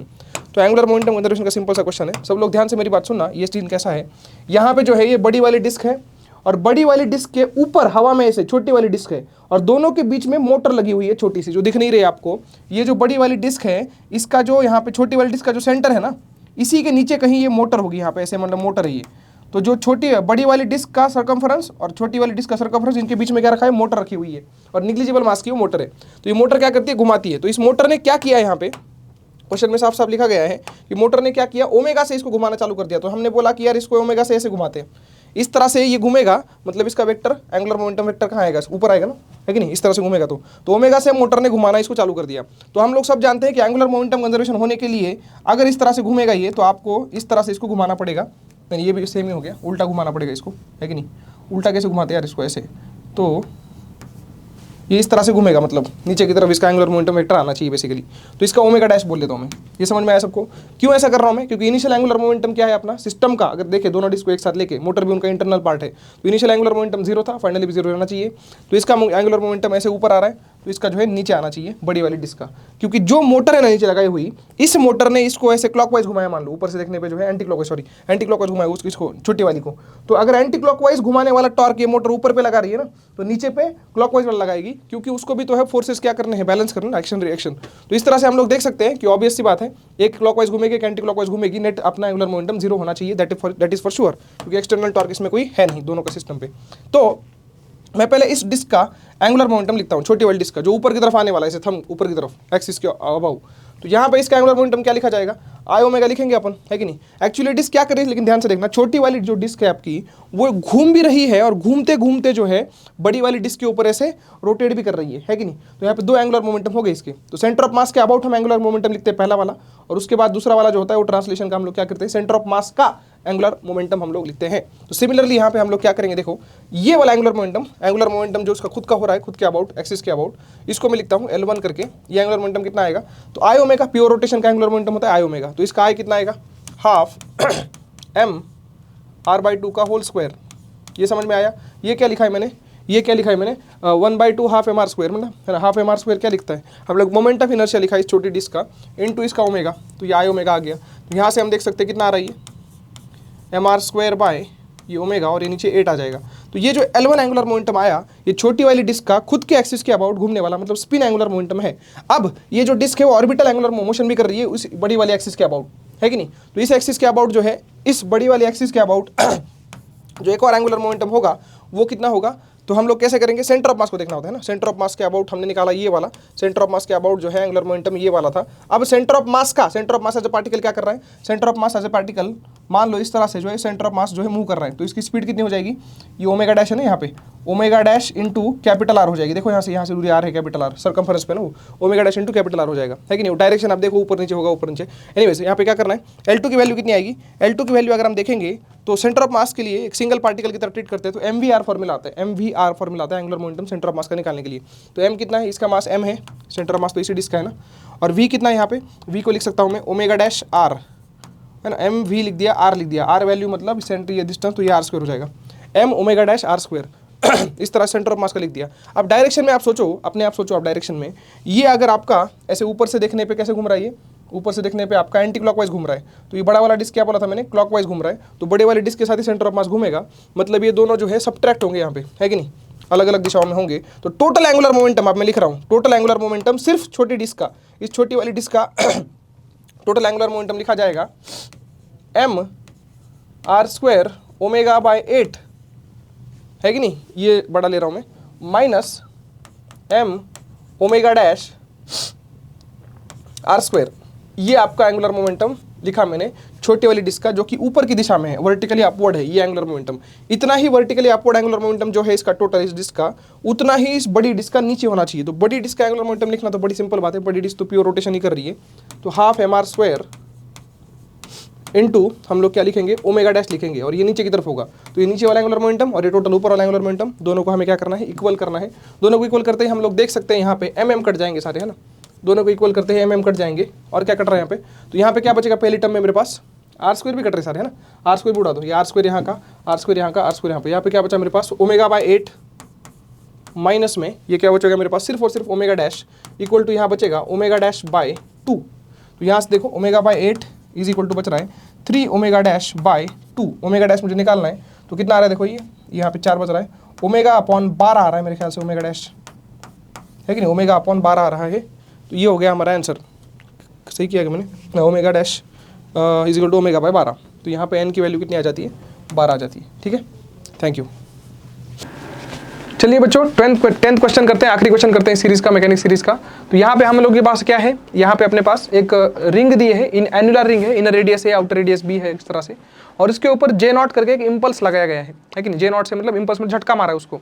तो पहले रुकी हुई रिंग थी, उसको झटका मारेंगे तो क्या होगा, दो कंडीशन है, हो सकता है आप इस तरह झटका मारोगे वो सिर्फ चलने लग जाए, या हो सकता है सिर्फ वो चलने के साथ साथ रोटेशन भी करने लग जाए। It all depends on J0 की वैल्यू। तो J0 जो है इम्पल्स दिया गया है सेंटर से h हाइट ऊपर, ये सब डायग्राम आपको गिवन है। अब जो है यहाँ पे क्या बोला गया, कोएफिशिएंट ऑफ फ्रिक्शन भी यहाँ पे म्यू। कोएफिशिएंट ऑफ फ्रिक्शन क्या इंश्योर करता है कि आपकी प्योर रोलिंग होके रहेगी, क्योंकि फ्रिक्शन है तो प्योर रोलिंग करवा के छोड़ता है। ये हो गया। मास m है उसका, इनर रेडियस वगैरह दे दिया। At some time impulse j not is given वगैरह वगैरह, ये सब है। If h is equal to hm, h मतलब इसे हाइट सिलेक्ट करना है, स्पेशल हाइट, उसका hm नाम दिया है, स्पेशल हाइट सिलेक्ट करनी है hm नाम की, तो क्या होगा, इसकी रोलिंग विदाउट स्लिपिंग मतलब प्योर रोलिंग करने ये लग जाएगा। मतलब पर्टिकुलर h ऐसा दो, hm इसकी वैल्यू है, पर्टिकुलर मैक्स, पर्टिकुलर उसकी जो है एक वैल्यू रखो hm नाम की, कि उसको यहाँ से मारते ही, hm हाइट पे मारते ही क्या होने लग जाएगा, प्योर रोलिंग चालू हो जाएगी। इस तरह से यहाँ पे बोला गया है। Which of the following statements is then are correct, ये सब यहाँ पे है। चलो चालू करते हैं इसको करना। क्या है पहला, फॉर म्याओ, ये क्या लिखा है, फॉर म्यू, बाप रे थोड़ा सा यहाँ पे प्रॉब्लम हो चुकी है, ये क्या लिखा है, तो यहाँ पे मैं आपको बता देता हूँ। यहाँ पे ये ऑप्शन है mu not equal to zero, मतलब यहाँ पे लिखा गया है mu not equal to zero, ये पहली कंडीशन है। एंड ये क्या है, and a tends to zero होगा ये, हाँ a tends to, right arrow मतलब टेंस होता है जीरो, और hm की वैल्यू आ रही है b/2, तो खतरनाक ऑप्शन यहाँ पे छपा नहीं है ठीक से। एनीवेज, तो ये ऑप्शन चेक करना है। तो पहला ऑप्शन बोला गया है कि mu not equal to zero, मतलब यहाँ पे फ्रिक्शन जो है उपस्थित है। उसके बाद क्या बोला है, उपस्थित होना चाहिए फ्रिक्शन, तभी तो प्योर रोलिंग होगी। नहीं एक्चुअली जरूर नहीं है, क्योंकि अपन इंपल्स भी दे रहे हैं यहाँ पे, तो हो सकता है ऐसा भी हम लोग कोई सिचुएशन देखें जिसमें प्योर रोलिंग भी हो रही हो, और क्या बोलते हैं आपका ये प्योर रोलिंग भी हो रही है और फ्रिक्शन भी एब्सेंट हो, क्योंकि इंपल्स एक एंगल पे लगा है, एक वर्टिकुलर डायरेक्शन में लगा है, तो ओमेगा भी ला सकता है वो, है ना, इंपल्स, एंगुलर इंपल्स भी बन सकता है वो। एनीवेज, यहाँ पे क्या बोला है, फ्रिक्शन तो है यहाँ पे। a टेंस टू जीरो का मतलब हो जाएगा, a टेंस टू जीरो का मतलब क्या हो जाएगा बेटा, a टेंस टू जीरो मतलब ये डिस्क बन जाएगी पूरी की पूरी। a टेंस टू जीरो मतलब कैविटी की रेडियस गायब है, मतलब कैविटी है ही नहीं, मतलब क्या है, पूरी कंप्लीट डिस्क है। उसके बाद क्या बोला, hm की वैल्यू b/2 इस तरह से आ सकती है, क्या चेक करना है अपने को, ठीक है। तो सिंपल से फंडा है, देखो यहाँ पे j नॉट करना करके इंपल्स लगी है, j नॉट इंपल्स लगते ही इसके पास तुरंत जो है इस तरह से एक ओमेगा आ जाएगा, और क्योंकि प्योर रोलिंग होने वाली है तो सेंटर ऑफ मास के पास स्पीड भी आ जाएगी, उसको मैं VCM बोलता हूँ या V बोल देता हूँ। और हम लोग तुरंत लिख सकते हैं कि v is equal to b omega लिख पाएंगे हम लोग, क्योंकि प्योर रोलिंग चालू होने वाली है। ये कब होगा, जब हम h को hm डालेंगे, मतलब हम इस तरह से जो है क्या बोलते हैं इंपल्स लगाएंगे कि प्योर रोलिंग चालू हो जाएगी। तो h की वैल्यू अगर hm है तो हम लोग ये लिख पाएंगे v equal to b omega, क्योंकि प्योर रोलिंग चालू हो जाएगी। अब h की वैल्यू अगर hm है तो पहले तो मैं लिखूंगा j not equal to capital M v, ये कहाँ से लिख दिया भाई, लीनियर मोशन के लिए, है ना, linear impulse is equal to change in momentum. Initial momentum system का कितना था, सेंटर ऑफ मास का 0 था, फाइनल कितना होगा m इंटू v हो जाएगा, है ना। तो लीनियर मोमेंटम की इक्वेशन लिख दी मैंने, impulse is equal to change in momentum. अब एंगुलर इंपल्स, एंगुलर इंपल्स आप देख सकते हो j नॉट इंटू यहाँ पे hm लगने वाली है, क्योंकि मैं एज्यूम कर रहा हूँ कि यहाँ पे प्योर रोलिंग चालू हो चुकी है, तो हमने h की वैल्यू hm रख दी, मतलब प्योर रोलिंग चालू हो गई। j नॉट इंटू hm आपकी एंगुलर इंपल्स लगेगी, और उसके कारण आएगा i ओमेगा, है कि नहीं। तो आई की वैल्यू मत लिखो अभी, क्योंकि हमें नहीं पता इस समय कि डिस्क एनुलर है कि कैसी है, क्योंकि अलग अलग ऑप्शन दिए ना, कभी इसको a को 0 कर दिया है, को पता नहीं क्या किया है, तो डिस्क कैसी है नहीं पता, तो आई रख दो, है ना। आई ओमेगा, ओमेगा कितना लिखना है हमें, ओमेगा लिखना है हमें, कितना लिखेंगे ओमेगा, तो बताओ यहाँ पे v/b लिख सकते हैं यहाँ पे, है कि नहीं, v/b लिख सकते हैं ओमेगा को, क्या बोलते हो, यहाँ से देखो ना ओमेगा की वैल्यू v/b आ जाएगी। तो यहाँ से अपन डिवाइड कर देंगे इसको, या फिर j नॉट की वैल्यू रख देंगे, तो यहाँ पे आ जाएगा mv/hm, ये j नॉट की वैल्यू रख दी ऊपर से मैंने, इज इक्वल टू IV/b। तो यहाँ से v यहाँ पे खलास हो जाता है, और अपने पास एक वैल्यू आती है hm की, है ना। hm की वैल्यू कितनी आ गई, I/bm, इस तरह से कुछ तो निकल के आता है ना। hm की वैल्यू आ गई I/bm। hm क्यों निकाल रहा हूँ, क्योंकि ऑप्शन में hm दिया है भाई, वो तो निकालूंगा I/bm। ओके ओके, उल्टा तो नहीं कर दिया मैंने इसमें, j नॉट की वैल्यू mv रखी, mv रख दिया, सही है, और यहाँ पे सही है i ओमेगा। तो यहाँ से जो है हम लोग hm की वैल्यू देख सकते हैं, I/bm आ रही है।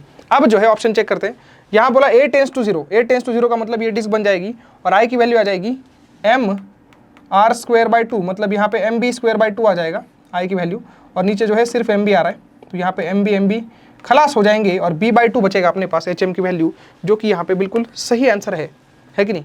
तो इस तरह से हमने जो है यहाँ पे ऑप्शन ए को करेक्ट मार्क कर देना है। उसके बाद आगे बढ़ते हैं, पहला ऑप्शन करेक्ट हो चुका है। यहाँ पे हम लोग hm की वैल्यू फिर से एक बार निकाल के रख देता हूँ मैं, आगे काम आएगी नेक्स्ट ऑप्शन में। hm की वैल्यू कितनी निकाली थी हमने, hm की वैल्यू निकाली थी IV/b j नॉट, नहीं यहाँ से तो हमने चालू किया था, सॉरी। तो यहाँ पे हम लोग इस पर पुट कर लेते हैं m into v into hm equal to IV/b। तो हमने यहाँ पे क्या किया था, v से v उड़ा दिया था, और hm की वैल्यू निकाली थी I/mb। तो यहाँ तक हम लोग आ गए थे। अब आगे बढ़ते हैं, दूसरा ऑप्शन क्या बोलता है, इफ फ्रिक्शन नॉन जीरो है, जो कि था पहले भी, और a टेंस टू यहाँ पे b है। अब यहाँ पे कुछ बच्चों को फ्रिक्शन के कारण थोड़ा सा डाउट आ सकता है, तो मैं यहाँ पे क्लियर कर देता डाउट। आपने ऐसे कैसे लिख दिया sir, j not equal to mv, friction का इंपल्स नहीं लगेगा क्या, नहीं लगेगा, फ्रिक्शन इंपल्स है ही नहीं, कैसे पता चला? फ्रिक्शन की वैल्यू कितनी हो सकती है maximum? Mu into N, N maximum कितना हो सकता है? mg, है कि नहीं? एन तो वर्टिकल में बैलेंस करेगा ना mg को।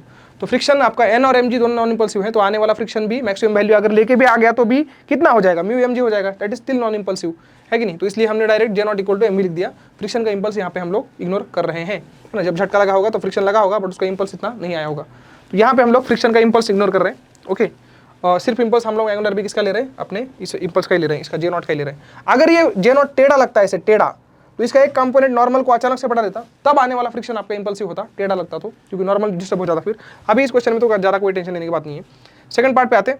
फॉर म्यू, ये क्या हो गया, ठीक है, for mu not equal to 0 and A tends to B. A tends to B का मतलब क्या होता है? ए और बी एक हो गया, मतलब रिंग बन जाएगी।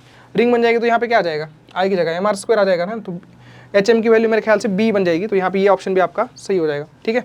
यहाँ पे डालो ना mr स्क्वायर, मतलब mb स्क्वायर डालो तो सिर्फ बी बचेगा आपका, तो ये सेकंड ऑप्शन भी आपका यहाँ पे करेक्ट हो जाएगा। उसके बाद क्या बोल रहा है? For h is equal to H M the initial angular velocity does not depend on the inner radius a। तो यहाँ पे h is equal to H M के लिए, है ना, इनिशियल एंगुलर वेलोसिटी किस पे डिपेंड नहीं करती बोल रहा है? a पे डिपेंड नहीं करती। क्या ये बात सच है? क्या ये बात सच है? तो ध्यान से देखना, जे नॉट की वजह से v आ रहा है ना, तो v की वैल्यू कितनी आ रही है आपकी? जे नॉट अपॉन m। तो यहाँ पे क्या बोला गया है कि इनिशियल एंगुलर वेलोसिटी v से तो आएगी वो, तो v के पीछे बढ़ा हूँ मैं। तो यहाँ पे क्या बोला गया है कि does not depend on inner radius है। बिल्कुल सही बात है। ये जो v है वो जे नॉट अपॉन m आएगा। अगर आपने अंदर की रेडियस स्मॉल a की जो क्वेश्चन में चेंज कर रहे बार बार, वो चेंज कर भी दी तो जे नॉट तो बाहर से आया, उसका a से कोई संबंध नहीं है। और मास भी इन्होंने कांस्टेंट रखा है, मास का a से कोई संबंध नहीं, डेंसिटी के बारे में कुछ बोला नहीं यहाँ पे। तो मास अगर वही रहेगा, जे नॉट अगर वही रहेगा, तो अंदर की रेडियस स्मॉल a छोटी हो बड़ी हो ना हो, उससे v पे क्या फर्क पड़ेगा? कुछ फर्क नहीं पड़ेगा। और एक बार v आ गया तो ओमेगा का फॉर्मूला क्या है? Omega is v by B, है ना, v by B, pure rolling हो रही है तो v बाई बी, तो v को कुछ फर्क नहीं पड़ता स्मॉल a से, और b तो इंडिपेंडेंट है ही, तो ओमेगा को कुछ फर्क नहीं पड़ता स्मॉल a से। Omega is completely independent of the small a, यहाँ पे हम इसे बोल सकते हैं, ओके। तो ये आपका ऑप्शन क्या हो जाएगा? सही हो जाएगा। Initial angular velocity does not depend, बिल्कुल सही। और ये तो बड़ा सिंपल ऑप्शन है। फॉर म्यू इक्वल टू 0, मान लो फ्रिक्शन नहीं है और एच भी 0 है, मतलब बराबर सेंटर पे इंपल्स लगी है, तो टॉर्क तो आएगा नहीं कोई, है ना। तो चुपचाप क्या होगा आपका? सिर्फ विदाउट रोलिंग वो क्या करेगा? स्लाइड करेगा, मतलब चलता रहेगा आगे। टॉर्क है ही नहीं तो घूमेगा ही नहीं। तो ये ऑप्शन भी सही है। 4 ऑप्शन यहाँ पे सही हो जाएंगे। तो ये आपका भी जे एडवांस का PYQ है पुराना, इसको भी हमने यहाँ पे खत्म कर दिया है। तो अपना ये एडवांस का सीरीज यहाँ पे हम लोग खत्म करते हैं। Thank you.